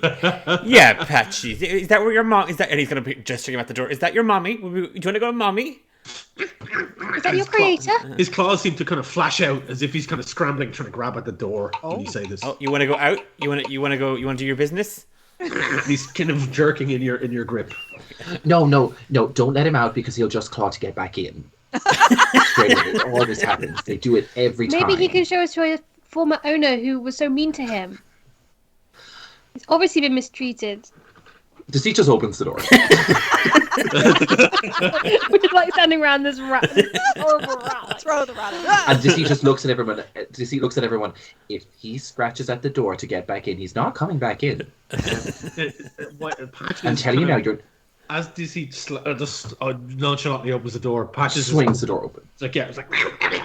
And he's frantic. But then as the door opens and the room is opened out in front of you, you see a completely empty room with no people in it. You just see on one side of it, you see on the left-hand side of the room, you see a dresser. And on the right-hand side of the room, you see a bed. And the bed is unmade. There's a couple of pieces of parchment all over it.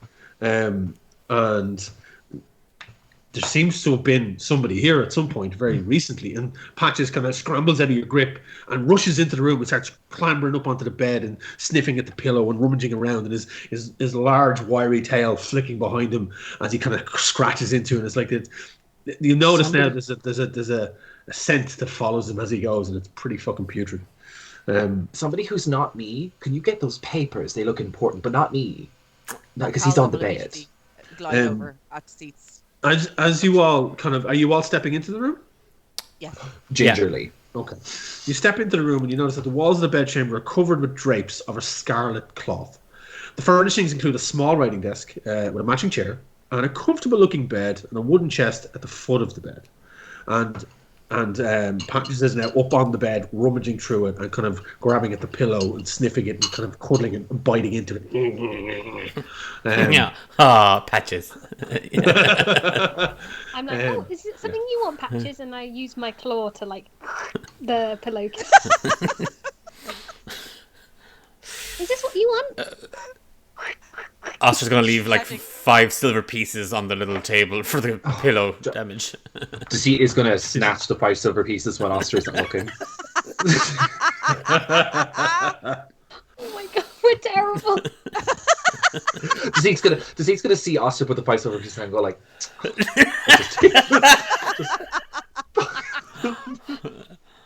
So, what are the group doing at this point? You have the chest at the end of the bed, the bedside, the workbench, and the room seems to be empty. But you did hear a door close at some point.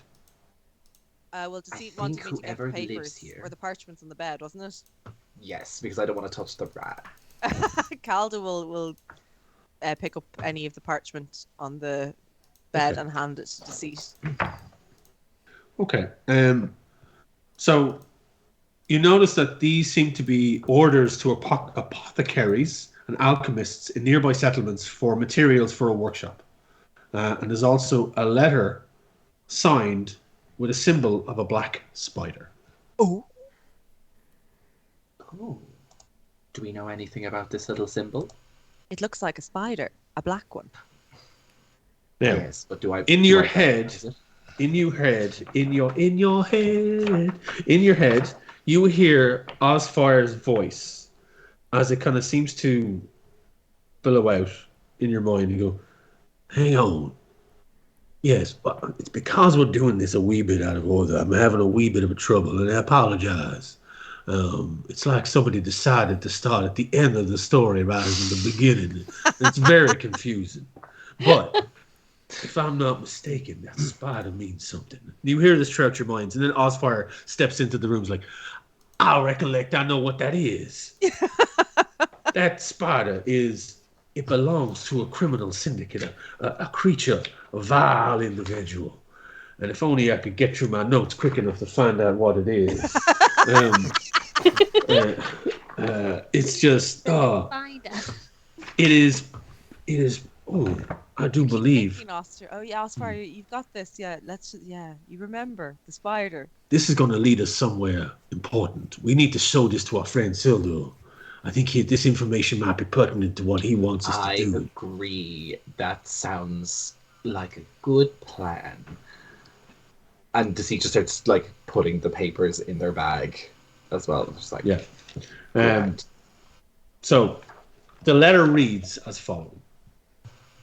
Lord Albrecht, my spies endeavored to tell me that the strangers are due to revive in Phandalin. They could be working for the dwarves. Capture them if you can. Oh. Kill them if you must. Oh.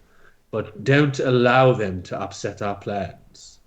See that any dwarven maps in their possession are delivered to me with haste. I'm counting on you. Yarno, don't disappoint me. Kiss, kiss, kiss. There is after Calda does it. XOXO. Gossip Girl. And you kind of all hear your own voice in each of your heads go, you start to remember that this, and again, I don't know how this is pronounced because the way it's written in the book, it looks like an L or an I, and the pronunciation is a pain in the hoop. So I'm going to say it's Iarno. Okay. Arno. You remember in your head that 2 days previous, when you first arrived in Phandalin, there was this name that you were told. And you're now starting to realize that this particular individual has been Glassstaff all along. And you need to track them down and find them. Okay. And then it's at that point you hear in the distance the screeching of Bert the Nodic. No, I wanted your fingers. Oh no! How dare you come back? Bert, no!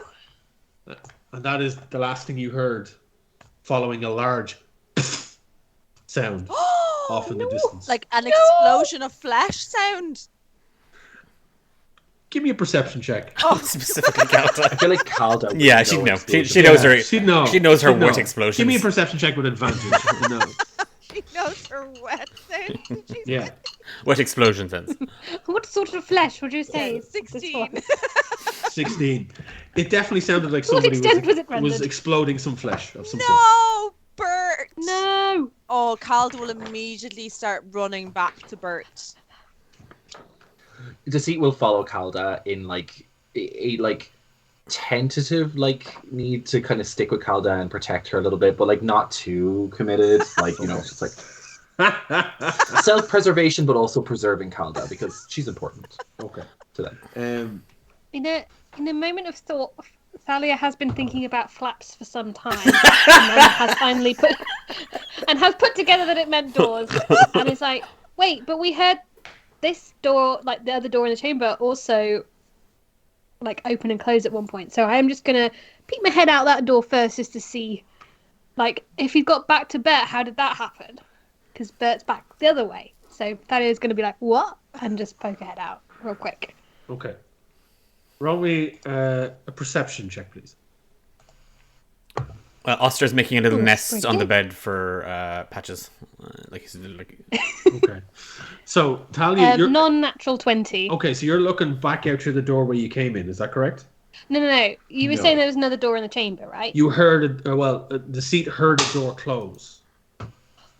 Oh, and there's no other doors apart You from don't this see one. any other doors.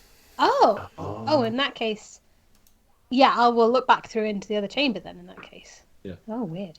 Yes, but there's no, like, so you were aware that you heard another door in this room close, but when you walk into the room, you can only see the door that you came through. You can't see any other doors. Oh, I didn't realize. Sorry, apologies. No, Okay, that's okay. I'm, that's like, fair. pulling We at didn't. the We didn't drapes specify then to in look that for case. said door. Yeah. So do you want to change that, Tally? You want to look for something? Yeah, I want to be like pulling at the drapes. Yeah. And, like, trying to see if there's, like earlier, the patch of stuff on the door on the wall. If there's another like secret Cool. door. Or Well, something. because of the confusion, I'll take that natural dirty 20 as an investigation roll instead. And as you're pulling at the drapes, you realize, hang on a second, there's a fucking door here. As you pull the drapes down off the wall, there is a secret kick it. door in the wall, and you kick it. I kick it. It literally slides open, and you see. Very excited. As you look down into a kind of a small little landing, and then into a stairwell that descends down into the left. Maybe. And would I know if that was the way back towards the crevasse? Crevasse? You don't know. No, need crevasse. You don't know. You don't know. Gang! I'm just standing having kicked the wall like, gang, what? What do we do? I guess Deceit will kind of like catch Calda a little bit and just be like, wait. Maybe we need to think about this a little bit. Deceit, you have a 14. You have a 14 passive perception. Is that correct? Yes. Yes. As you're are you grabbing Calda or Talia? Who are you grabbing? Calda, because Calda ran off towards Bert, Yeah. but Okay. Deceit having And I was like, noticed But as you turn around, Talia being like, hey, look, Yeah. this thing is here. as Talia gestures through the doorway, and your eyes adjust as you kind of peer out, you notice that right across the landing, there's a weird outline of something that doesn't seem to have set correctly into the wall. Right across the landing is the door that Talia has pushed open. There's a landing area and a stairs that descends down to the left.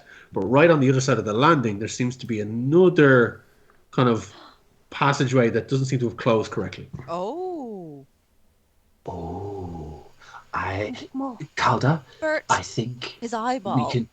I understand, but if we might be able to get the element of surprise on our new friend. If he made Bert and explode, perhaps we make him explode. You We promise? can get revenge on Bert. exactly, and you can keep the fingers. How about that? A fair deal. And she will. Understandable. She'll follow the rest of them. Yeah, we'll head back, and Deceit is going to point out that inconsistency in the wall that they see through the landing. How do you do it in your Kick it again. gestures? Oh, yeah, Deceit goes, Okay, that's a new one. so this one means wall, and this Oh, one okay, means wall. open. Oh, wait, no, it's like, Okay, Oster gets it, and he's gonna I kick run the and wall. kick. He's gonna run and kick the wall. Yeah. the two of them kicking the wall. At the same time. There's a full-on double drop kick into the doorway. Yeah. As this this like kind of like makeshift secret door of rubble and stone just collapses inwards, and the two of you just go feet first through it and kind of skid and land into another open area that, as you look up, is the northern end of the crevasse room. Are we And in the Where is crevasse? that? You can those two have now gone feet first into the crevasse room. Oh. And as they look up, you can look down towards the original entrance you came in, and you can see the pillar that Bert was kind of hanging off.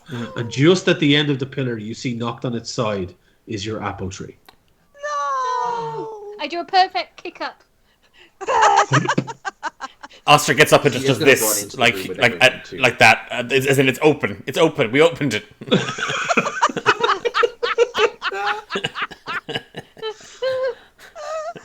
Calda will immediately run in and look for Bert. As you run in, give me a perception check. Anyone that's looking for Bert, give me perception. I'd like to help her look for Bert. Sure, 18. yeah. 18. It's enough.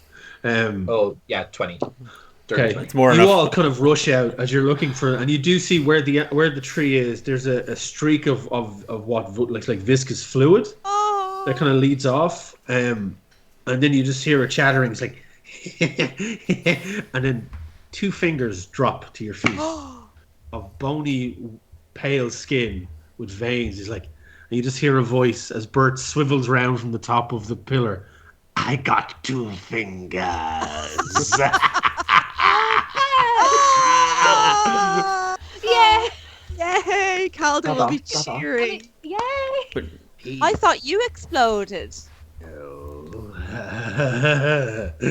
He asked me to stop you, but I was hungry.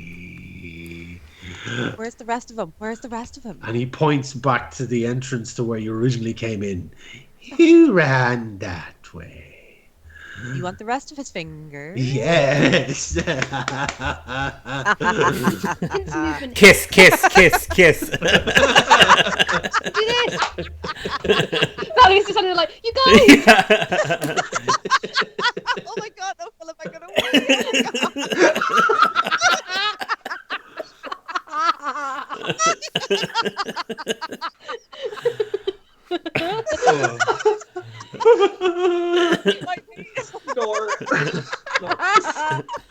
Sorry, not sorry. That's getting clipped. sorry.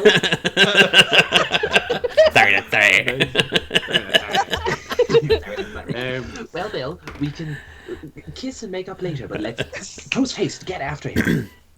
Pincer. Okay, Yes. so the five of you, because Osfire in fully greased and still sliding on the cobbles, zooms along with you all. So- as the 5 of you make your way back out towards the entrance you came in.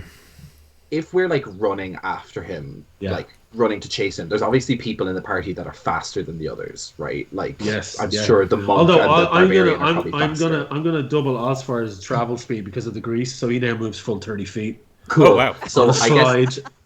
to whoever's the slowest, Deceit is going to activate Mantle of Inspiration and give myself, Calda, and the next slowest person, because I'm sure we're slower than the barbarian and the monk, because like they're probably beefy and fast. Mine's 35 It's probably going to be Osfire, Yeah. but we all get 5 temporary hit points and can move an extra movement Oh. to speed up a little bit. Okay, well you're all pretty good with movement. 5 And extra. That's what I hate sometimes. Oster's the fastest. Oster can move 40 feet at full tilt.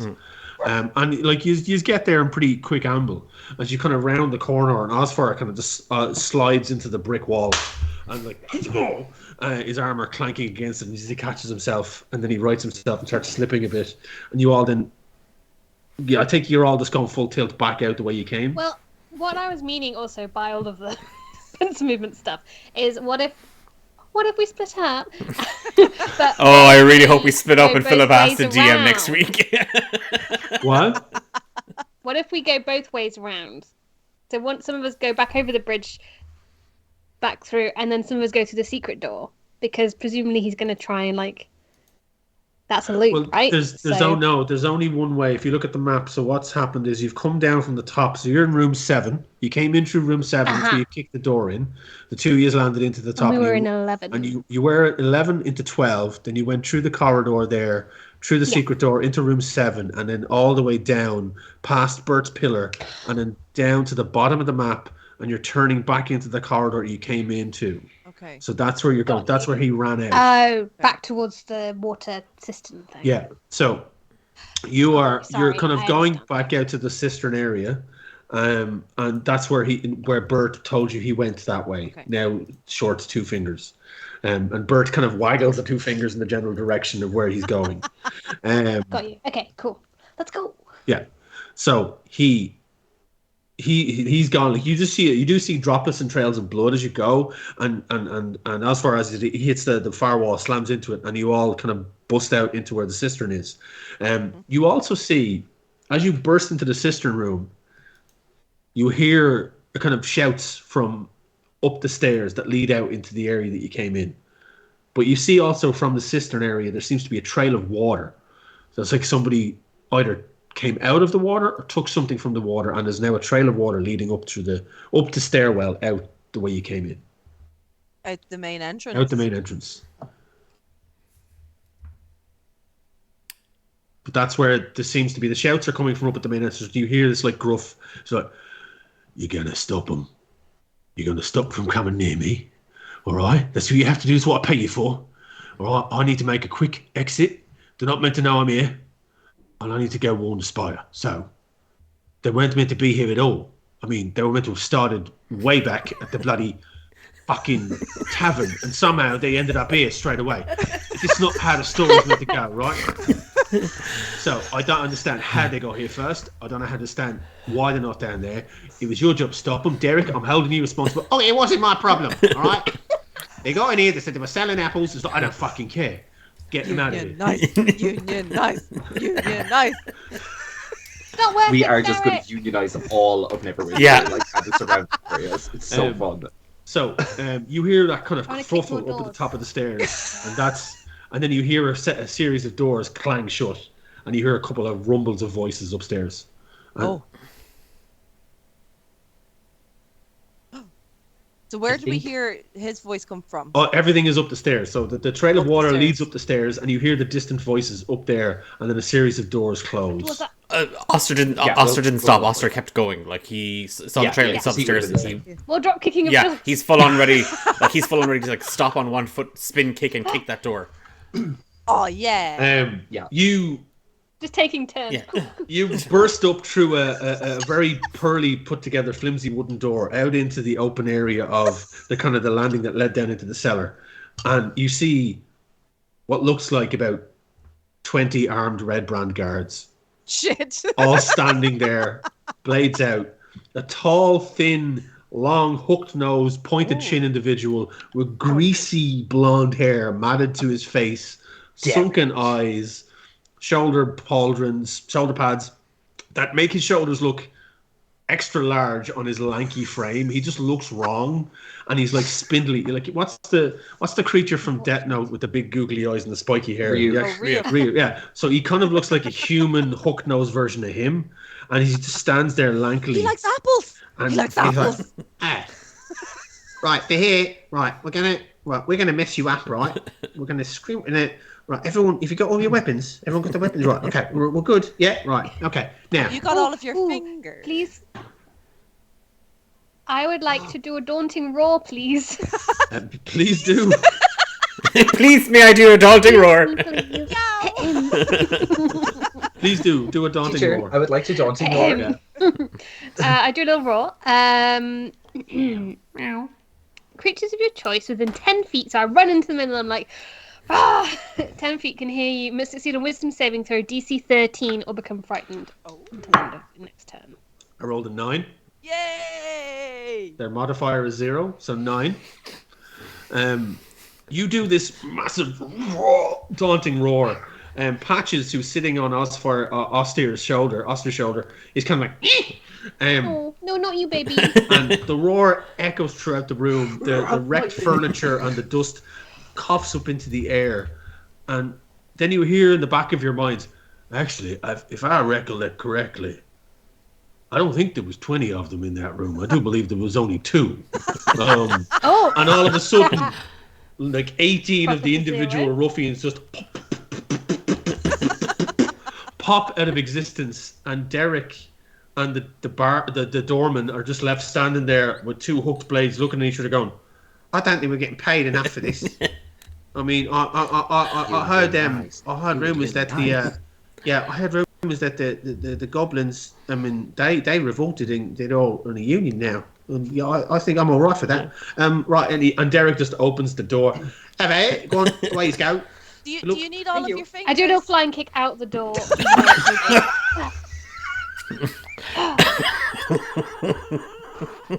Let's go. Some of your fingers, you don't need them all. Just a few. As Deceit's running past and just kind of dragging Calda along. It's like, we'll get some later, just come on. And Oster kind of, like moving past them, kind of looks at Derek and the doorman and just kind of a... And then vamooses out the door. As in, like, shut the door behind us. And Derek looks at the door and says, how the fuck did they get in here? Seriously. I mean, we really need to get a better establishment. And the door just closes behind you as you rush out into the daylight of Phandalin. I also call over my shoulder, like, don't attack any more people or we'll come back and roar at you some more. You rush out into the daylight of Phandalin, and just in the back of your mind, you hear like Osfire's voice going, "You know, I do believe. I'm not quite sure if I recollect what happened next. I think we might need to imbibe on some more of this food to boost ourselves up." And you feel your minds being pulled, and your surroundings meld and twist and bulge as the town flops in on itself like a flat souffle and just and then reforms as you now find yourself sitting back in Oster's Tavern in present day as you all look at each other and go, what the fuck? And as far as like, you see, I mean, it only really lasts for a short period of time, and I think if we were to recollect on other situations, we'd have to have a bit more, but I think maybe the breakfast ale might have gotten. I don't think I should have mixed the ale with the herbs and stuff. So I'm gonna go have a lie down, and maybe one of y'all need to recollect what happened previously. Valia maybe slams her cup down and is like, "You've given me tummy rumbles. I don't like this." Yeah. I mean, the shaman did say that this is a possibility, maybe not to imbibe with vegan food while having it, so I couldn't believe that could have been it. So yeah, I think maybe look at the other trinkets and see if we can figure out remembering how we actually got into the town in the first place. That might be an idea. And Oster just kind of just slumps in his chair and has a lie down, bringing you back to present day. Oster's gonna just smell the kombucha in the air, and he's like, "Oh, I don't think that's quite done." And he's just gonna take the jug off the table and like put it on the bar. So you now find yourself back in present day after regaling your own brains on a mushroom-induced remembrance of the tail end of your entrance into Phandalin that still remains unresolved because you don't know who this glass staff person is. And that's where we're going to leave this episode of Random DM. Bert and I tried couples counselling, but it just didn't. We tried. Folks, I hope you've enjoyed that weird, wacky ride through the whatever that was. I have been your DM, Wayne, and we now need to roll to see who is going to be the DM next for next week. We do. I've got to figure out how to do that because I'm in studio mode. Hang on, I'm just going to do a thing. Yep, I think that worked. That'll be fine. That worked. That's great. That's fixed, I think, somehow. We are rolling for next... Yeah, in 2 weeks' time. So I'm 1. Dahi is 2. Fiona is 3. And Philippa is 4. So I think we all know what we're hoping to see rolling up here. And watching Fiona scramble this together. Whole wedding episode for the next one. Okay, so...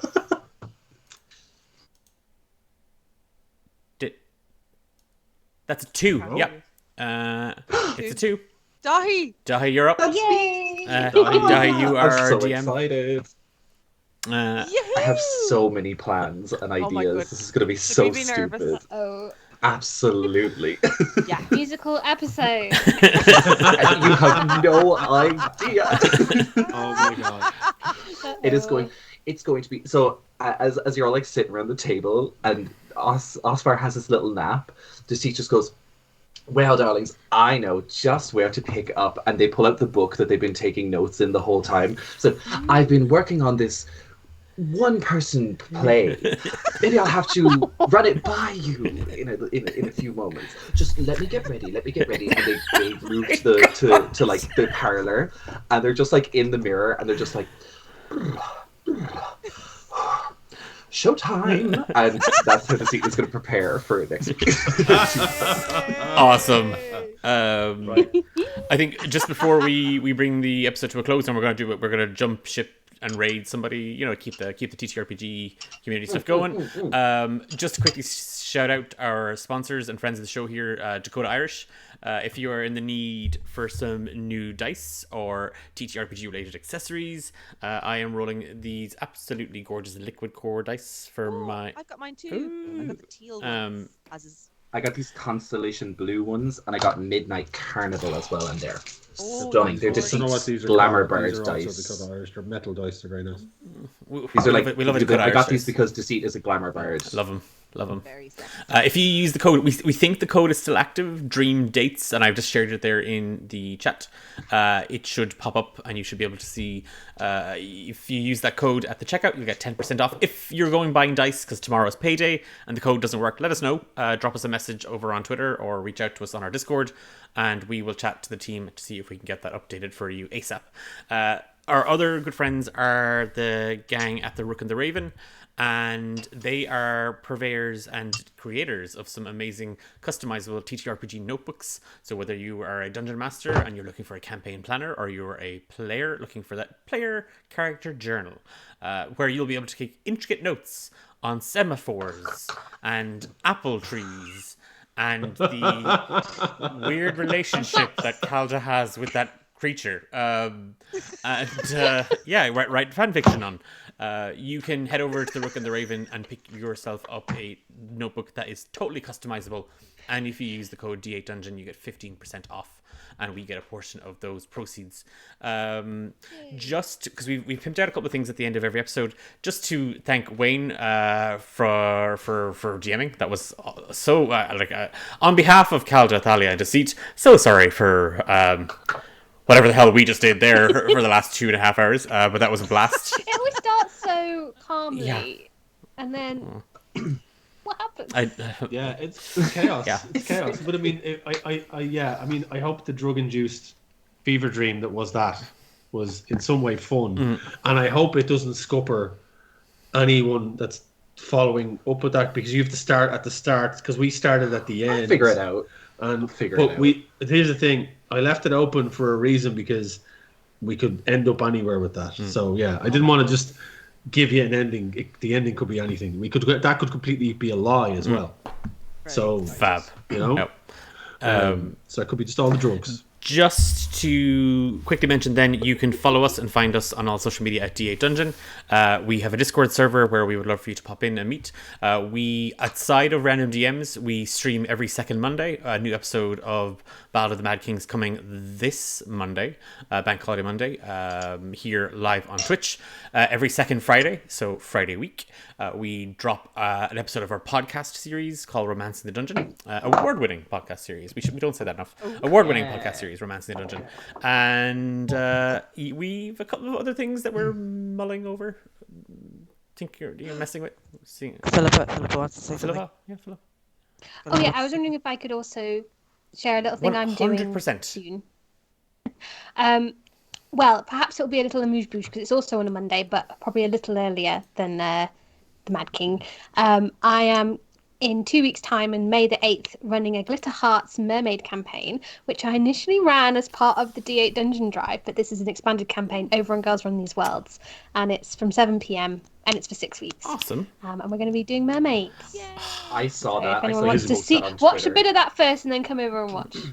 I saw you post that on Twitter, and like I was getting my life at work at the idea. It sounds so cool. I was just like thinking of H2O just had water, like so cute. Yeah, it's basically that, but we're calling it Touch the Ocean. Aww. Oh, The ocean. that's so cute. Because that's what I thought H2O Just Add Water was called. I thought it was called H2O Touch the Ocean.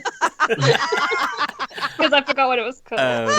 And Anyway, yeah, so yeah, that's on my Twitter. we will share those tweets as well. So if you're looking for them, make sure you keep an eye out and check that out as well. That sounds so much fun. Because your mermaids game was actually it was great. Yes.